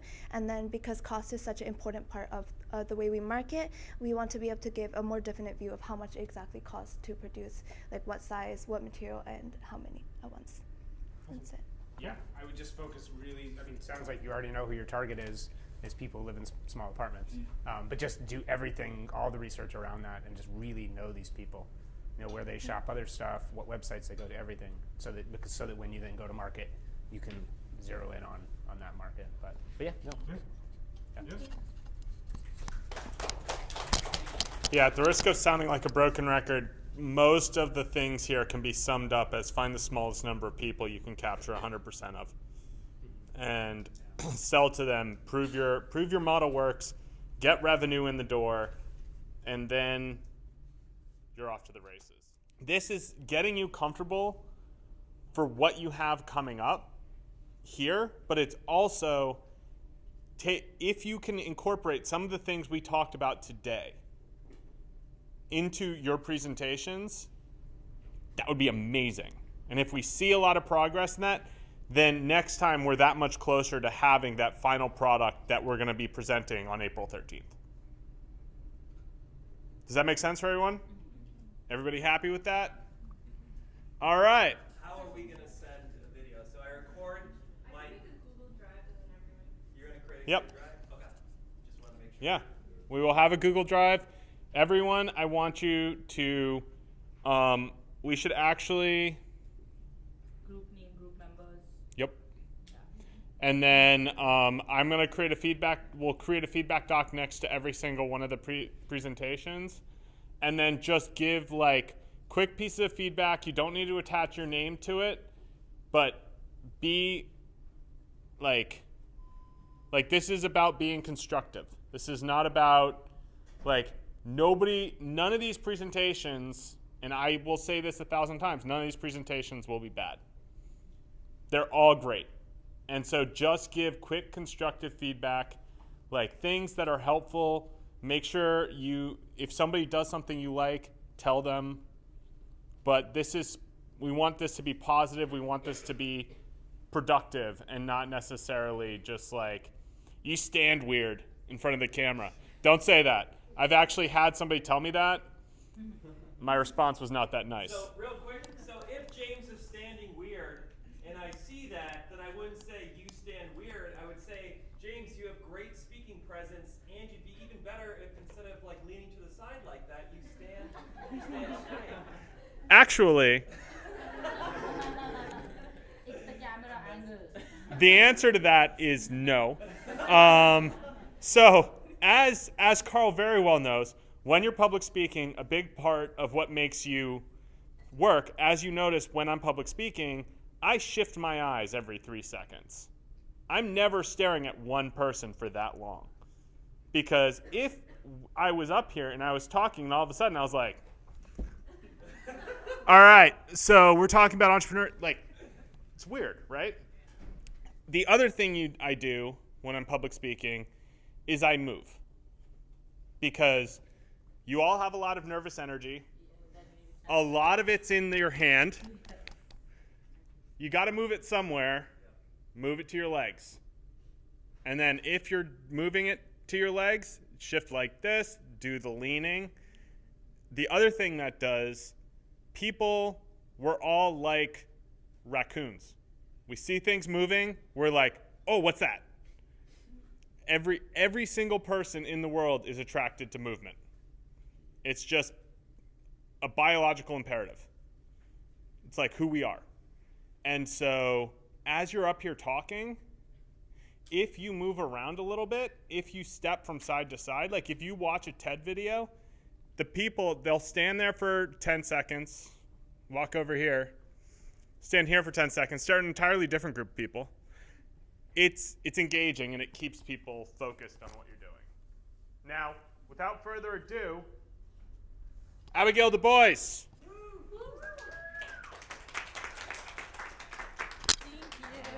All right, how do I mic this guy? Just attach it right here. Okay.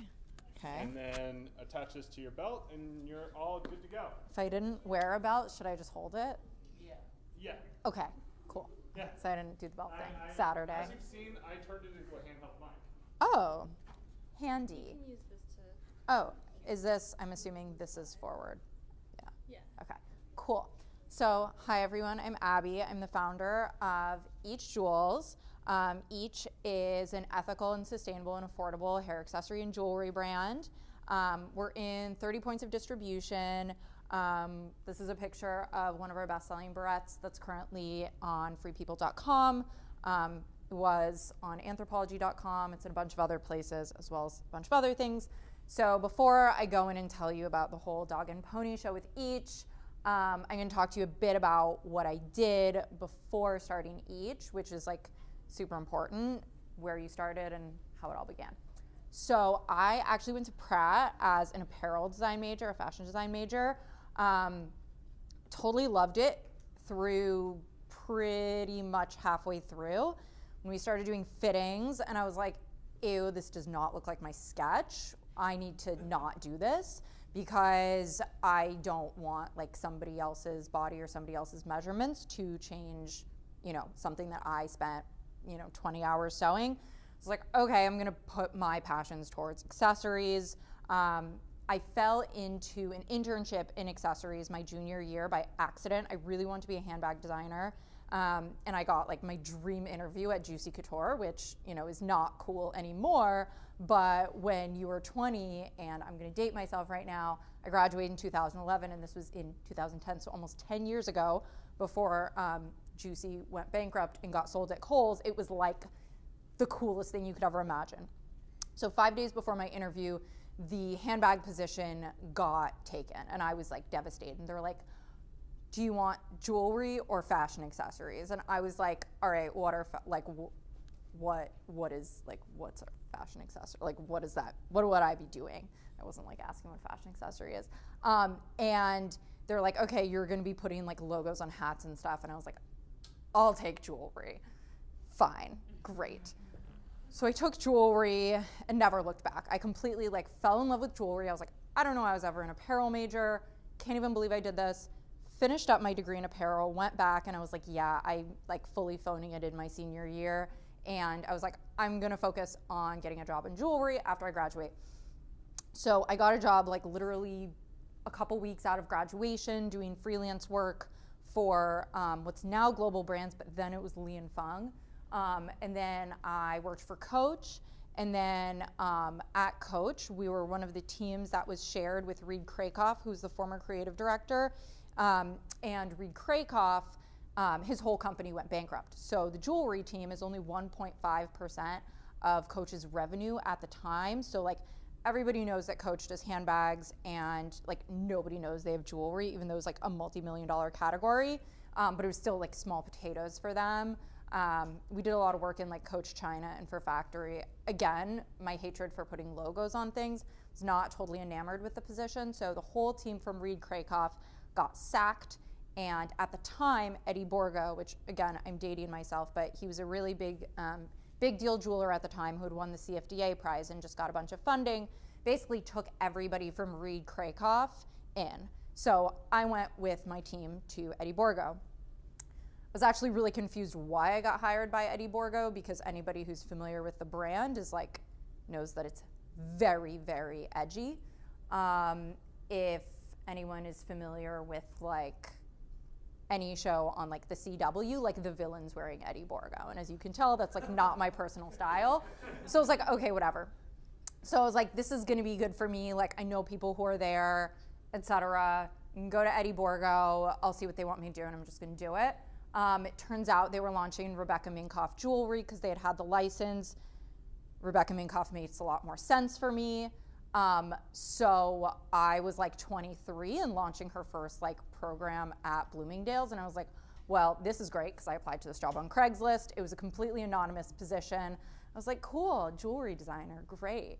And my whole team recommended me. And anyways, so we all went over together, launched Rebecca Minkoff jewelry. I got very familiar with like how the licensing model works because while I was working for Eddie and the whole like team over there, I also had to please like Rebecca and Yuri and like Elise and all of the like senior people at Rebecca Minkoff. So like, not only was it like a massive program and like a really big like baptism by fire in the jewelry world, but it basically like showed me how to like liaise really well between like, you know, a license and licensee, which is just like really great experience that I wouldn't have had otherwise.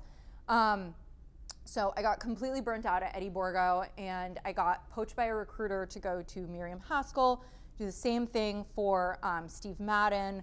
Again, Steve Madden has like big shoes, big handbags as a category, but they were looking for someone who launched jewelry. Steve Madden and Rebecca Minkoff are not so different aesthetically. I mean, now they are, but back then they weren't. It's a lot of pyramid studs. Again, I'm really dating myself here, but went to Steve Madden, and then I was like, not into it. I was like, I'm just gonna freelance. Like I can't even. So I definitely got restless. I got really bored and was like, I feel like I need to learn Rhino. I don't know if you guys know Rhino. It's like the 3D software that architects and interior designers use. I was like, this is gonna put me ahead of the curve in my career, which it definitely did.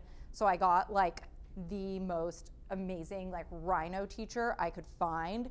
I paid up the nose for him, but he was worth every hour. This guy's kind of a buffoon, but he makes all of the custom closures for Tiffany's. So that's like who I learned from, who's like really, really, really good because, you know, these custom closures aren't for the stuff you see in the store, it's for like their bigger clients. So it was like $200,000 pieces. So that's who I decided that I wanted to learn from. So I would freelance 3 days a week, and then I would learn from him 2 days a week. And then I ended up getting hired by Bobble Bar because like a recruiter had found me, and then I was like, okay, well, health insurance sounds pretty cool right now because I'm 25. So Bobble Bar had just received their Series B funding from Christopher Birch, who's Tory Burch's ex-husband, and they decided to build out their design team because they had too many lawsuits trying to copy off of Dior and Oscar de la Renta and the multitude of people that they copy. So they're like, okay, we need somebody who is going to come in-house who can like basically give us the look but not copy. So I was that victim of choice for them. Just kidding. I went in there and I actually learned a lot and met some people that are like incredibly formative to where each is today. I stayed at Bobble Bar for like almost a year, and then when my old freelance clients, which was BCBG Generation, wanted me back, and I was a senior designer at BCBG Generation, and then I was like, I could spend another 10 years in this job and, you know, be a creative director or a design director as opposed to senior designer, but like, what am I actually gonna be doing that's different? And as you can tell from all of my like growth and going back and forth, that's something that's like, personal growth is like very, very important to me, and I hate remaining stagnant. So I was like, I'm gonna start my own thing. This is high time. I'm just gonna like pull the plug. I'm just gonna do it. So at the end of 2015, I basically was like, peace out. And they're like, can we have you back? And I was like, no, like, this is my time. So anyways, still in touch with the people from there, but I was like, I'm gonna start each. So I'll talk about where each is today, which is a much prettier picture than what it was like 2+ years ago. So right now I have a VP of sales, which is amazing. She's the best. We're in 30 stores with jewelry and hair accessories. We're in Anthropologie, Free People, Beholden, Fred Siegel. We're in Winky Lux. We've partnered with a ton of big brands like Eva and Amika, because there's a lot of like hair brands that are out there that there aren't a lot of hair accessory companies to partner with. We've partnered with like a lot of female-focused brands like Kira Backpacks and Andy Swim, and then, you know, the list continues. There's like a million partnerships that we've done, whether it is design, co-branded, or email giveaways, or all sorts of like event and activations. So a year ago, before I launched Hair, it was a teeny tiny jewelry brand. I was mostly sustained by external freelance work, which I had been doing prior. I had like 12 stores. It was just like, I was like a tiny fish in an ocean. Like the jewelry market in America, like the fashion jewelry market is 23 billion. And the biggest groups within that, I would say within fashion jewelry, Kendra Scott is like $1 billion company. She makes up such a small percentage of that. And like, she's massive. So like, so you're just gonna get like scooped up with the tide pretty much. So Hair was really, really huge for us. I launched it completely on a whim. I had this idea for a smiley barrette, which you'll see later in my presentation, but Hair was like one of those things where like, I love hair accessories, I love barrettes, even though I'm not wearing any now, which is weird. And I was like, I love Gossip Girl. There's so much hair inspiration there. I'm just gonna like go with that. And if you think about where hair is right now, and I felt this personal frustration as a consumer, I could go to Claire's and buy what my 8-year-old self bought, or I could go to Neiman's and buy something for a wedding, or I could be really basic and go to J. Crew or Madewell and get like an oval or bar barrette, but there's like nothing in the middle. Like I could not find a $40 barrette to save my life that looked like anybody could have made it. Like it's not there. It doesn't exist. So I basically pivoted the brand and pivoted the brand in terms of categories. The brand that I had built was always kind of around this girl who's, not gonna lie, a fair amount like me, but kind of different. So basically, she's super happy-go-lucky, and she wants to take joy in the little things in life, like jewelry and hair accessories. And if you think about it, we don't really need jewelry and hair accessories. Like we could function our lives like without them. Like you think about it, like food, shelter, water, all that fun stuff, sleep. Like we could have all of that without what we make. But the reason people buy jewelry and hair accessories is to like feel good about themselves, and when they're having a really bad day, like going online or going into a store and like buying something that's sub $50 is like, it makes you feel good. It's retail therapy. It's like scientifically proven. That's what makes you happy. Especially when you don't really have time to like go and do all of these things. Sometimes like impulse purchases are what make you feel good. So as somebody who has, produced all over the world and has, made jewelry from really, really expensive stuff to really cheap stuff, I felt kind of this, I guess, like obligation in a sense to do it in a more ethical and sustainable way, because I know how much the cost is. So if you're selling a bracelet to, Macy's for $24, you assume that, BCBG is going to get 6 of that, and then you assume that that the licensee is going to get, about half of that, and then with overseas freight and then margins and all that, like people are making stuff for $1, they're making it with nickel in it, they're just like making it really, really poorly. And like, how happy can you be when like human rights are like a huge issue? So basically I was like, I know how to make jewelry, I know how to build models, I know how to make barrettes, I know how to do all this stuff. I'm gonna make it so I do all the heavy lifting by making the first model, because I can model for manufacturing, and then I'm gonna give it to my casters and have them make it in one go with minimal assembly. So like my manufacturers can make things so quickly because they're quite literally phoning it in, because I've already done all the heavy lifting on the front end.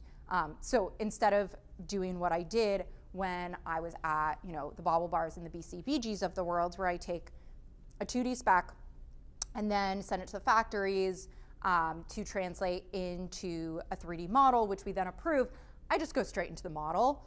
Usually sketch to ship takes 90 days, and I'm able to do it without any minimums whatsoever in 8. So I was like really stoked about that, because Zara does it in 10. So I'm technically faster than Zara, and like there's no child labor. Everyone's super above board. I make everything here in New York. I know manufacturers really, really personally. They're like an extended family at this point. So it's really, really win-win. So I wanted to kind of build each around not only happiness from the consumer perspective, but happiness from the manufacturer's perspective and from the retailer's perspective, because as you know, we're going through a bit of a retail apocalypse right now. You hear about store closures all the time, and as a new designer, you're not gonna get that first order being like a 2,000 unit order per style. You know, you're gonna get like a 50 unit order, and that's like mind boggling. So if you think about that, like I could give them that 50 unit order, not a problem at all. And it worked for the retailers, it worked for me from like a financial standpoint, and my manufacturers weren't getting screwed, and people could buy things for under 100 or ideally under $50. So it's like a win-win for all parts. So it really is like taking joy in the little things in life, because it's not just about the customer, it's about everyone. So that is like very great and like a really rosy story, but it took a while to get there. It's like really warm in here. So each did not actually launch as like a super duper tiny jewelry company. I launched it as a tech accessory brand, which is like pretty laughable now that I think about it. So like to all of their points earlier, like don't be afraid to pivot. So when I was at Bobble Bar, I launched their Bobble Bar X Jawbone partnership, and I was like very convinced that wearable tech would be the future. So needless to say, I spent way too much time designing and patenting earrings to hold earbuds in for working out. There was literally no market reception. It was a joke now that I think about it, but I learned a lot. So like a good example of failing forward. So I spent like 6 months too long trying to give this new category market validation. So big market is like a really important thing to go after, which I realized very early on, because like you guys, I have a degree from Pratt. I don't have my MBA. I was literally just figuring this stuff out as I went along. So I launched each as a tech accessory brand, still same persona, still same girl, and Jawbone went bankrupt in the Fitbit lawsuit. So it was almost like the Livestrong bracelet craze, and then nobody actually cared in the end. So that kind of went away. And then Apple came out with AirPods, so I really didn't have many headphone wire options to put into these earrings. So I was like, all right, I'm gonna have a cup of tea, think about what I'm gonna do with my life, and like ignore that first traumatic column. So I was like, okay, I can make jewelry really fast, I can design stuff really fast, I can get it done, I can have it looking great. Within 30 days, like right before holiday, I released a completely new collection. I have family in Los Angeles, and I hustled my way into Fred Segal, which is a very, very, very long time boutique for discovering new designers. And I set up an appointment with the buyer, and I was like, hey, I'm in town. Do you wanna like look at my stuff? So I just like kicked it old school, bought some jewelry trays from the Container Store, acted like I really knew what I was doing. They were my first account. And she was like, yeah, we'll take your whole collection on consignment. What do you have on you? And I came out with like empty trays, and I got a check for like, I don't know, $500. Like 30 days later, it was not a lot of money, but I was like, okay, that was cool. People work for years to get into Fred Segal. I should actually do something with that. So got into Fred Segal, and then I decided that after being completely scarred by everything I went through with building a tech accessory brand, which is easily one of the worst experiences of my life, I felt like I needed to get involved in the female entrepreneurship community, because I couldn't really talk about this stuff with anybody that I went to Pratt with, because now there's an entrepreneurship program, and now it's like a lot easier to be a woman in business, but like a few years ago it was not, and I didn't know anyone, and I was just like, what do I do here? Who do I talk about this with? So I got super involved in the community, met a friend through this summit called Project Entrepreneur, which I highly recommend. It's super fantastic. And met a girl who connected me to a customer activation event at Winky Lux. For those of you guys who don't know Winky Lux, It's a cruelty-free cosmetics brand, and they're like a $30 million brand, but they're like absolutely fantastic people, and they've been like pretty much long-term fans of the brand and have been responsible for getting me a lot of the introductions and opportunities that I have now.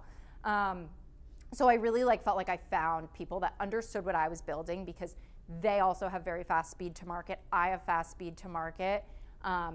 Their brand is very pink. My brand is very pink. They're cruelty-free. I'm ethically produced. We really see eye to eye, and they've been like an absolutely formative partner. And I did some custom merch for them as well. So that really helped give us a lot of visibility and bring some revenue into the company. I decided to launch hair accessories completely on a whim for the reasons that I mentioned earlier. Just the space in the market, not wanting to wear Claire's or something for my wedding every single day. And Free People ended up being super into it and super obsessed. I celebrated. I went to the Cheesecake Factory. It was amazing. I was feeling really good. What? Oh, with Free People? Great question. I had been emailing them since my embarrassing tech accessory days. 15 emails later, they decided that they would pick up my stuff. So just sidebar, be incredibly persistent. If they are not considering filing a restraining order, you're not being persistent enough.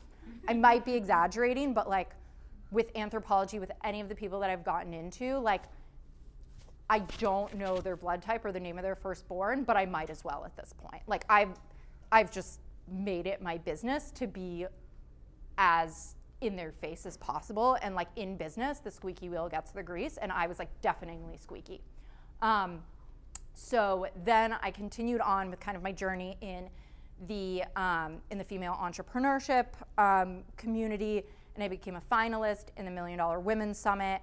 And it wasn't just consumer products. Somebody was actually trying to cure cancer, which they had very convincing data on, who won. I was literally the only consumer brand, but it was basically based on the fact that I was able to execute as a single person in a scalable way, faster than Zara, with no inventory requirement, which is the most cost prohibitive part of being a consumer business. And I was able to scale it and do it in a way that that resonated with millennials and Gen Z's value systems, and also my personal value system. So then fast forward to raising venture capital in August, I did not celebrate. One might think this is very weird because I don't know if everyone in here knows the statistics about females who are able to raise venture capital, but basically 99% of entrepreneurs don't end up raising institutional capital. 1% do. Of those 1%, 2% of them are women. And of those 2%, usually they have their MBAs and they do not have their BFAs. I got in with some really shady characters, to be completely honest. I got introduced to a private equity firm out in San Francisco, and I could talk about this for an hour, but it seemed all well and good and totally rosy, and I was forced to pull out of the deal. I decided to pull out of the deal, and here's why. Closing consisted of 3 main documents, and one of the documents said that, after closing, we are going to determine budget, and as a first-time entrepreneur, which I am, it was agreed that capital was going to be deployed quarterly. So instead of you getting capital all at once, it's going to be based on successful milestones. So the milestones they gave me were an absolute joke. Nobody, it's not even possible. It was we're going to give you budget to hire 2 people, and you are going to be bringing in $100K a month in revenue. And oh, by the way, we're not going to fund your inventory. So it was this product has to exist. It's basically asking us to not pay ourselves and then to take complete ownership of the company and pull the plug if we weren't able to make those goals, which I told the main guy from this private equity firm who's investing, I was like, could you make those goals? Do you know anyone who could? I'm not being given the resources to be effective, and just as like a word to the wise, most venture capital firms, they want what's called a unicorn, which is why I use the unicorn graphic. It's not only because I like unicorns, but basically a unicorn is like an Airbnb or an Uber, or they want you to completely fail because you have to pay massive amounts of taxes on a unicorn. And if you pay, you still have to pay like a fair amount of taxes on something that's moderately successful. So you actually get somewhat of a tax refund. And so if you fail or go bankrupt or you like break completely even. So they were trying to like basically be like, if you win, that's great. We're not going to put in a lot of support. We're not going to put in a lot of finances, but they basically set us up to fail. And we were like, I was like, no thanks, bye.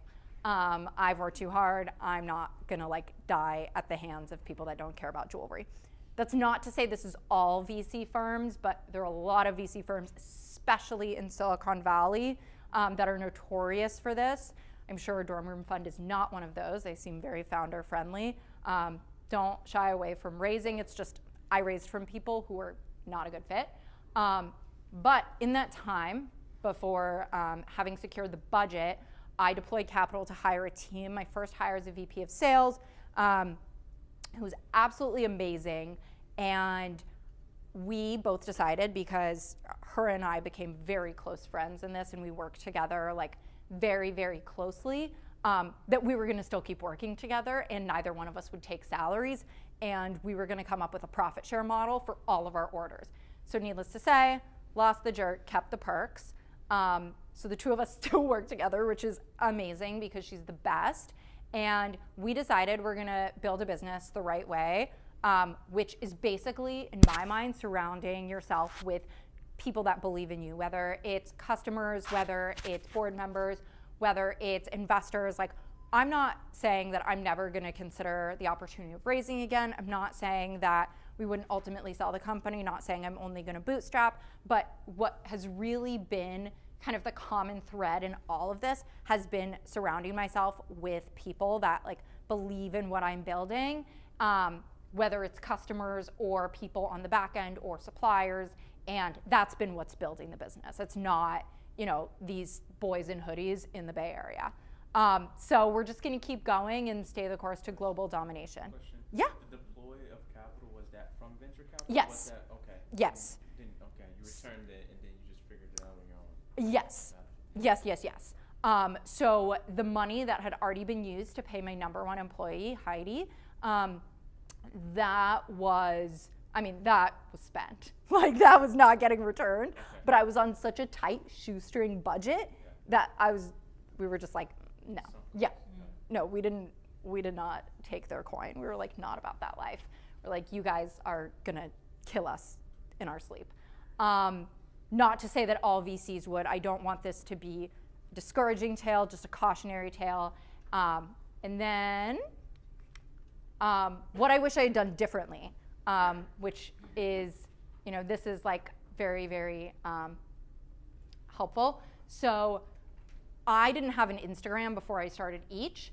I ended up, you know, getting one afterwards.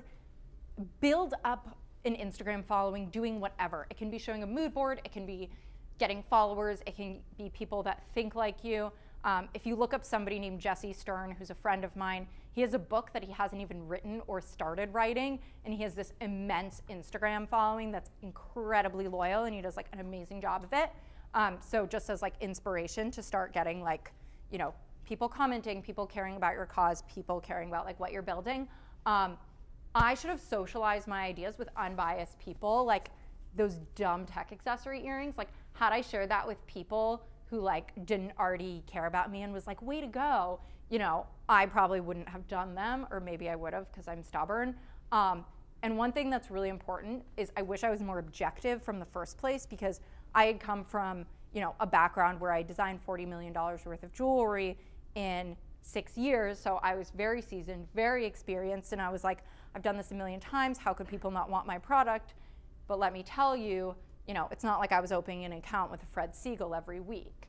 you know? So be objective about like what you're building. Like nobody knows how hard you worked. Nobody knows how late you stayed up the night before. Like nobody knows your level of talent. They just know what you're putting out into the world.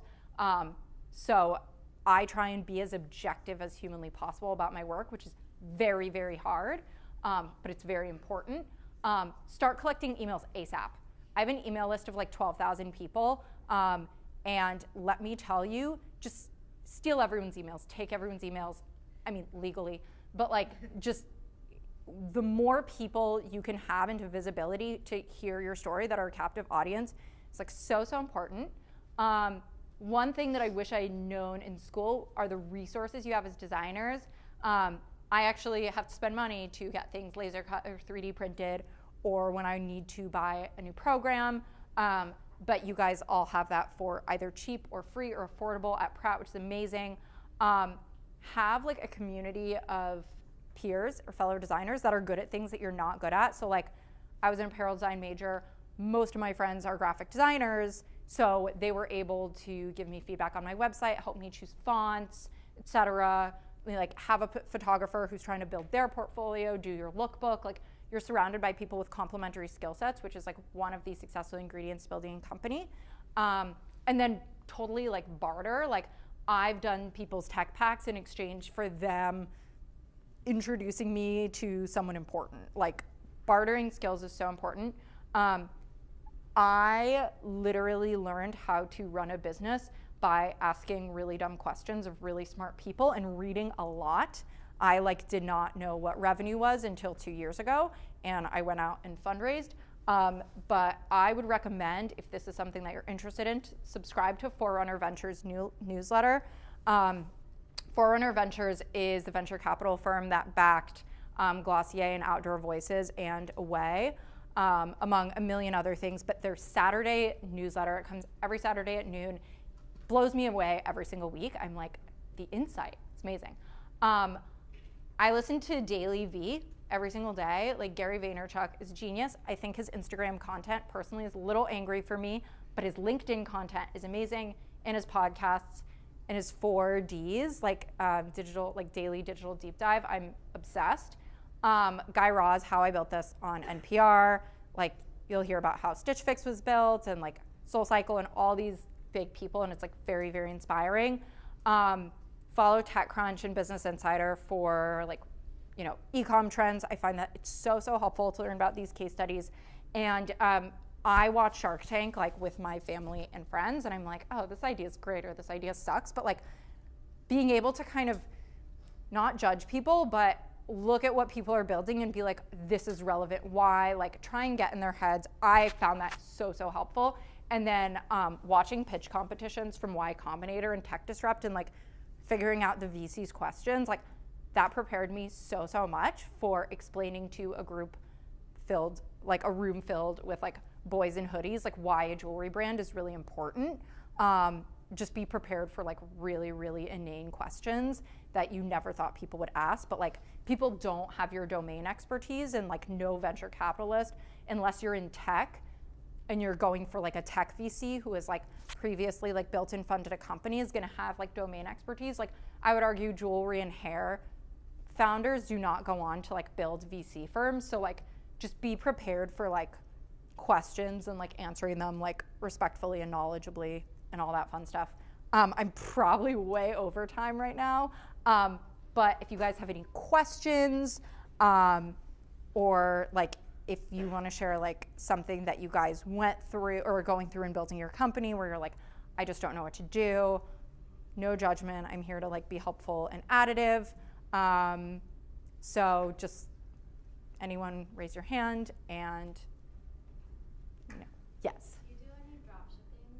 I do drop shipping. I started out doing a lot of drop shipping from the beginning, and now I'm like, okay, I will drop ship still, but if it's for like a really, really amazing account. What's drop shipping? Oh, drop shipping. Okay, great question. So drop shipping is basically when a company is like, okay, we want to sell your product, but we don't want the liability or the financial assumption of of taking on inventory. So when you get an order, the company sends it to you either through email or dashboard, and then you can drop ship. You ship directly to the customer. I do drop ship. Typically, it's for like companies that I like really, really believe in, that I feel like there is there's a very important tie-in, and usually it's on a 6-month contract, and then after 6 months, if we make X number of sales, they'll like take on, a small order. But it completely depends, and it's case by case, but I'm not against drop shipping. I think drop shipping is a great way to like start a business. I have 2 questions. Yeah. My first one is, do you do direct to consumer, like on a website, alongside of shipping to your customers, Yes. like your corporate customers? And then in terms of getting your brand outside of Free People, and is that are you licensing that? That's directly your brand? Yeah, Okay. it's each Jewels and or it's each. They forgot the Jewels part on Free People, but Do you invest whatever. in like advertising or? It's a really great question. So in terms of digital marketing, I have very controversial opinions on digital marketing, but they're kind of very pragmatic and realistic. So digital marketing 5 years ago, I would say without a doubt, no hesitation, invest in digital, no doubt. Now, digital has become so expensive. Like the cost of acquiring a customer between paid social, Facebook, Instagram, retargeting is like you could be spending $100 to acquire a customer when you're selling a $20 product. So it can be very expensive. Email is a very cheap form of acquisition that I highly recommend. I don't actually do much paid social, if any. I am gonna look into doing that eventually. I think that affiliate-based is really good because it's performance and you can have an affiliate marketplace. I'm just starting to venture into that now. You can always What's ship. affiliate? Affiliate, great question. So affiliate is like if you go to New York Times and you see like J. Crew will have like a little ad there. It's basically they'll take a cut of whatever sales. So if it's not on Facebook, if it's not on Instagram, if it's not on basically like anything, any social platform, it is considered affiliate. So affiliate's really great. Email is like gold. Email's fantastic. If you're going to do digital, I'm not trying to discourage anybody from doing digital here. If you have a very expensive product, it could be completely worth it. Because if you think about a Free People or an Anthropology, they're taking a 50% cut. So I'm getting a 50% acquisition cost. But if you're selling a product that's $3,000, it doesn't matter if you've spent $500 to acquire a customer, that's actually pretty affordable. But for me, as like a sub-100, I'm really more interested in like performance-based email and wholesale. No, that's good. Yeah. Yes. How did you energize yourself in that intermittent period of having to work to maintain your lifestyle and then also starting your own brand? Great question. So I had a very different set of freelance clients when I had started to work on my own brand. So what I did, which is very, very grassroots, is I became so tight with my jeweler that I just spent a lot of time there, and I would like annoyingly lay out my work in his workspace, and everybody who'd come in would be like, oh, where are you getting your models made? Because it's incredibly cost prohibitive. So when people were like, oh, you make your own models, how much can I pay you to make a model? I will have spent, $500 on production and come out with a couple $1,000s of freelance. So I think whatever you're trying to do, try and make sure your freelance also flows back into your company. So yeah, and then I had like repeat people. So yeah, I would just I basically loitered, like honestly. But there's also no wrong way to do it. So that was just what worked for me.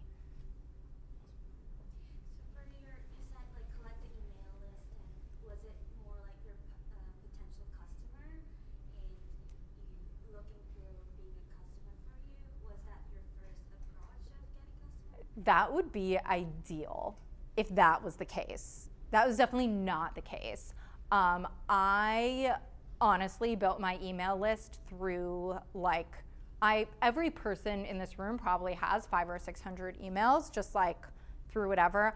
I combed through like people that I went to summer camp with, anybody's like Facebook, whatever. It's like I just started building my list, and then I started doing giveaways with people with massive email lists. And I'm like, hey, I'm gonna donate, like everyone's donating $200 prizes, I'm gonna donate a $500 prize. So my email list is tiny and more people would sign up. So I would say of my 12,000 emails, probably about 10,000 of them are from giveaways. So do I get a lot of people unsubscribing? Absolutely. Do I get a lot of people being like, this is spam? All the time. But you know what? They can't sign up for any more of my giveaways, so they've just shot themselves in the foot. So I'm just gonna keep on doing it and keep on building email lists, and if they wanna throw out my email, that's fine. That cost me like 10 cents to acquire. That's 10 cents I'm okay with parting with. So, build an email list. If people like what you're putting out there, great. If not, onwards and upwards. Thank you so much. Yay, thank you. How can we contact you? Oh, that is a great question. My email, there. Abby@eachjewels.com. Contact me with any questions.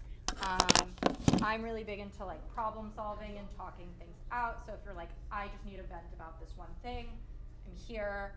I'm constantly trying to solve things that way. So cool. Great. Awesome. Thank you. That was fantastic. Thank you so much. All right. So, this microphone's had a rough day. So she brought up a lot of really, really important pieces that every single person here needs to internalize and work on. The first thing that she really focused on was, and this is true for everyone, is finding the right partners for your business. The number one cause of failure for businesses is having the wrong mix of people involved. I cannot tell you how many businesses I've been a part of that detonated because people got that wrong. Yep. One thing to add, I didn't get a chance to talk about this, but when I first started said tech accessories company, I started with my sister. We're best friends. We cannot start a business together. It was a bad move. Luckily, we have repaired our relationship, but when I went to find my first hire, I was like, I know exactly what I'm looking for, and I was able to successfully hire my first person because I had that massive failure in 30 days where my sister and I weren't talking. So now, needless to say, I'm still back where my sister and I were before we started the company, and I hired a great number one who's basically my co-founder at this point. Yeah. So to piggyback on that, my first business I started in 2009. With your brother. Yeah, I already told you guys this story. Yeah. So I started a restaurant in 2009 with my brother and my mom. The first person I ever fired was my brother. Yeah. And we didn't talk for 6 years. It was, yeah. So don't do business with family. Just don't start it, because here's the thing. If it goes great, sure, you're going to be one of those family success stories where everybody's like, oh, look, we're best friends and we made billions of dollars together. But the reality is most businesses fail, and when that happens, the founders generally never have the same relationship.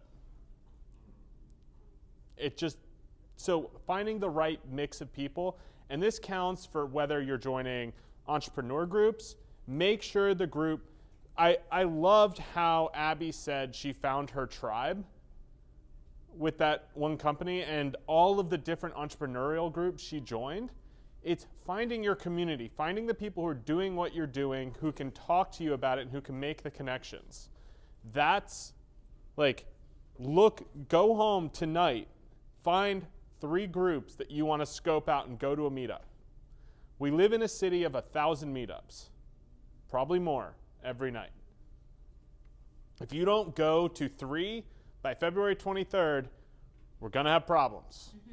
Go to 3 meetups. I'll do it too, Jim. Yeah. Point two with that is it's kind of intimidating sometimes, the whole networking thing. So one trick that I do a lot, I go to a lot of meetups, and the trick I use when I try to go to meetups where there's not people like me, because if you go to a meetup, particularly if you're looking for a job and everybody's there looking for a job, it's not a very useful meetup, right? You need to go where the people who you want to work with are. Yeah. Like the higher. So one, you need to pick the right one, and then 2, set the goal. Like I go, and if I meet one interesting person, I meet. That happens in 5 minutes, I'm out, right? Because I'm not going to spend the whole time, chitty chatting with you. If I meet one interesting person that I was like, I would actually have a beer with this person, or I could do business with them, we could do something. Just whatever your goal is, set it, and it makes it a lot less intimidating and a lot easier to do.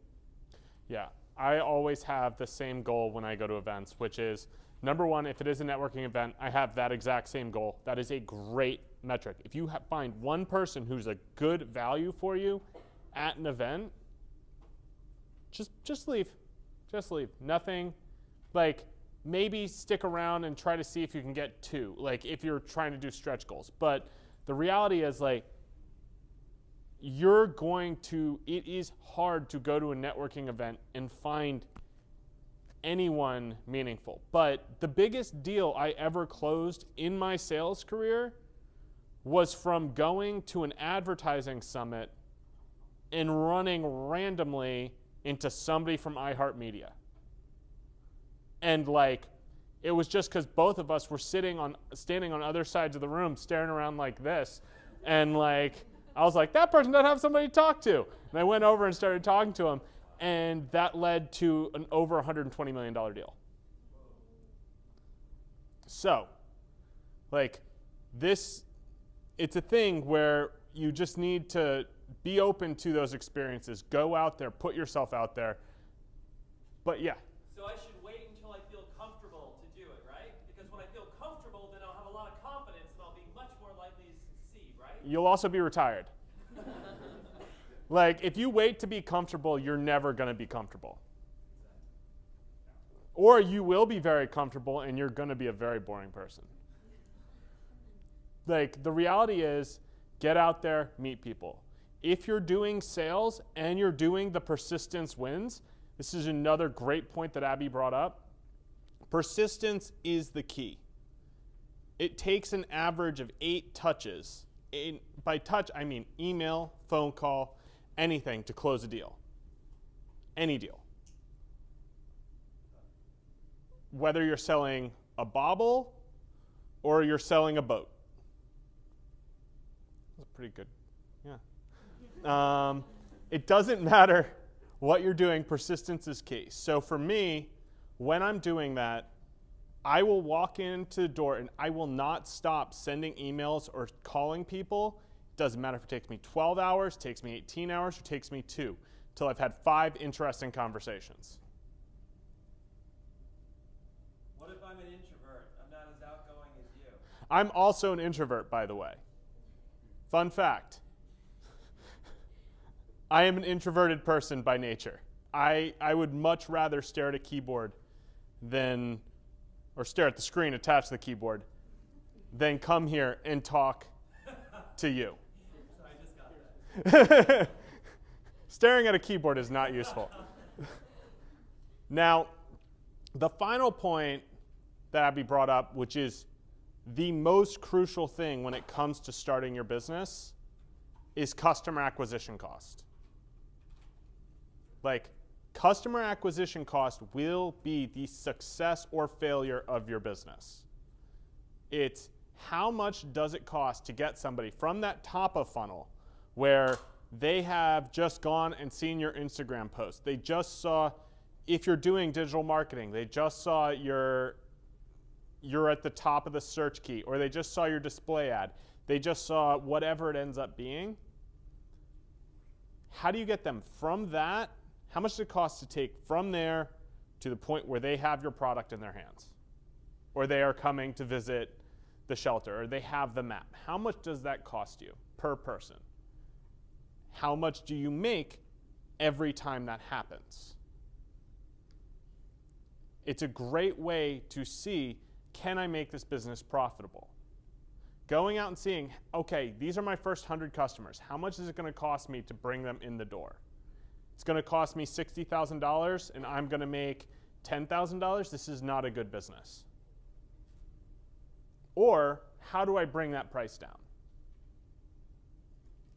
And yes, the marketing mix is not going to be the same for anyone. So she brought up a great point about sales channels, where she's talking about doing distribution channels where she's working with retail stores. And does everybody know what I mean when I say channels? No. So, yeah, so think about your business like a river, right? Now, the river can't always just be one monolithic thing. It's going to hit bends and parts are going to break off. You're going to have streams that go off to the side. Those are your channels. So if you're going and you make a deal, if you made a deal with Peloton and you created a social network surrounding that, that is one of your acquisition channels. Now, you also make a deal with a local bar and you're like, drink beer but get fit. That's another one. And you need to separate those out, because if you're looking at your business as a monolith, it's going to be impossible to sit there and go, okay, the whole business made $20,000, but I have no idea where that money came from. 90% of it could come from the bar. And you're sitting here thinking, this Peloton deal was great. So separating that out, knowing where your money's coming from, is super important. That's why we call it a channel mix. Same thing with the marketing mix, same thing with sales channels. Next time, we're going to do a whole thing on sales. We're going to do sales and marketing. We're going to do a deep dive into digital acquisition, social acquisition, all of that stuff, because that's a lot of the stuff I've done for my entire career. And so we'll do a very large deep dive on that, as well as going into the fundraising concerns and really what it means to find the right partner for your business, because the number one issue everyone in this room is going to have is going out there, fundraising, and having that person do exactly what they did to Abby, which is, again, all too common. You're going to go out, you're going to try to find a partner, and all they're going to be looking for is how to turn you into $1. Or you're going to find a partner who's going to sit there and not take a salary while you're growing your business and be that amazing number one. Like, that's what you're looking for. Don't fall for the quick and easy thing. That's why when we're talking about find that first 100 customers, find your beachhead market, we want you to take a very, very strategic approach. Be strategic. Build tactics that are going to actually get you that first $1. Once you get the first $1, what's the next 10? How are you building out? If you build a funnel, if you have a 12,000 person email list, how many of those people can you convert? Okay, if you convert 2% of them, how many thousands of people do you need to make that list profitable? Like, all of that stuff. So for next time, what are we doing on time? Oh, we got 9 minutes left. This is perfect. It's worked out wonderfully. All right. Next time, we're all going to post our videos, 3-minute pitch videos outlining where you are up to this point. You are going to go to 3 meetup groups. I want you to write out the interesting person you spoke to. I want you to describe them. What's the deadline for the video? Do we have a deadline? The deadline is the end of this weekend, so Monday. So go home, take the video. You were prepared to give it today, so you should be prepared to go home and film yourself doing it. Or you can do it in the hallway. It doesn't really matter. Right now, so you get it over with. Yeah. You're in the mode. You want? It doesn't have to be perfect. It doesn't. Please don't be perfect. Don't worry. Don't. No perfect. Never in your life be perfect. Then also, I want you to go out and actually start to look at what does the top of funnel look like? How and what does the bottom of the funnel look like? So for those of you with products, physical products that you're delivering, or experiences, or resources, go out, figure out, I want you to come back with exactly who you think your first 100 people are going to be. Who are your first 100 customers? And we're going to have, and this time we're actually going to do the 1-minute pitch. You are going to do a 1-minute pitch on that next time. And I want you to explain to me who they are, what they do, why they're interested in your product, and how you plan on attracting them. And if you come in and you say, oh, I have 100 people in my family and I'm going to get my entire family to do it, that's not the homework. Come back with people you don't know. And then next time, we're going to take that 100 and we're going to figure out, okay, where's the 10,000, if that exists.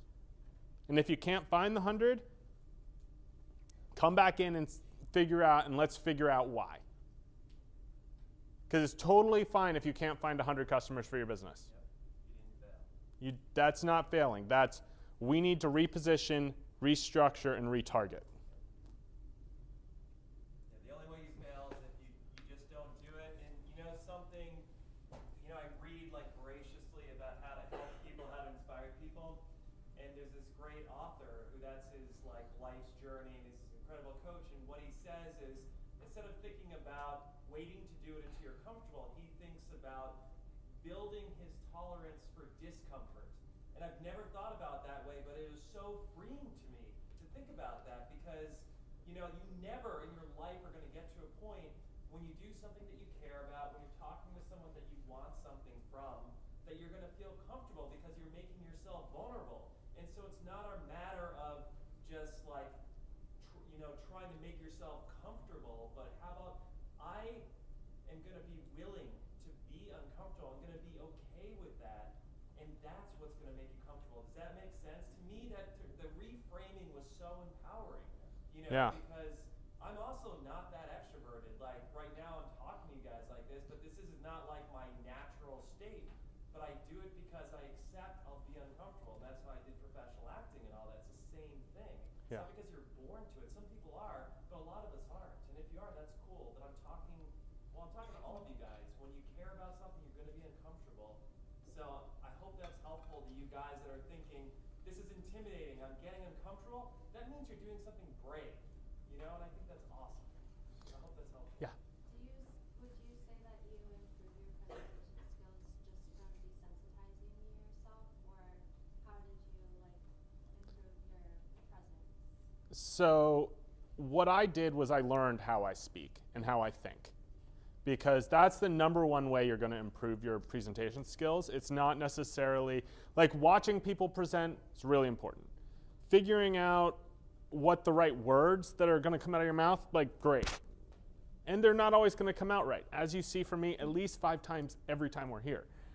But the reality is structure. For me, the big thing was I realized I cannot script myself. I cannot write down everything I'm going to say. But what I do have to do, and you'll see this when I'm talking, is I go, okay, what is the first point I need to get across? What is the second point I need to get across? And what is the third point I need to get across? And I never try to get across more than 3 points.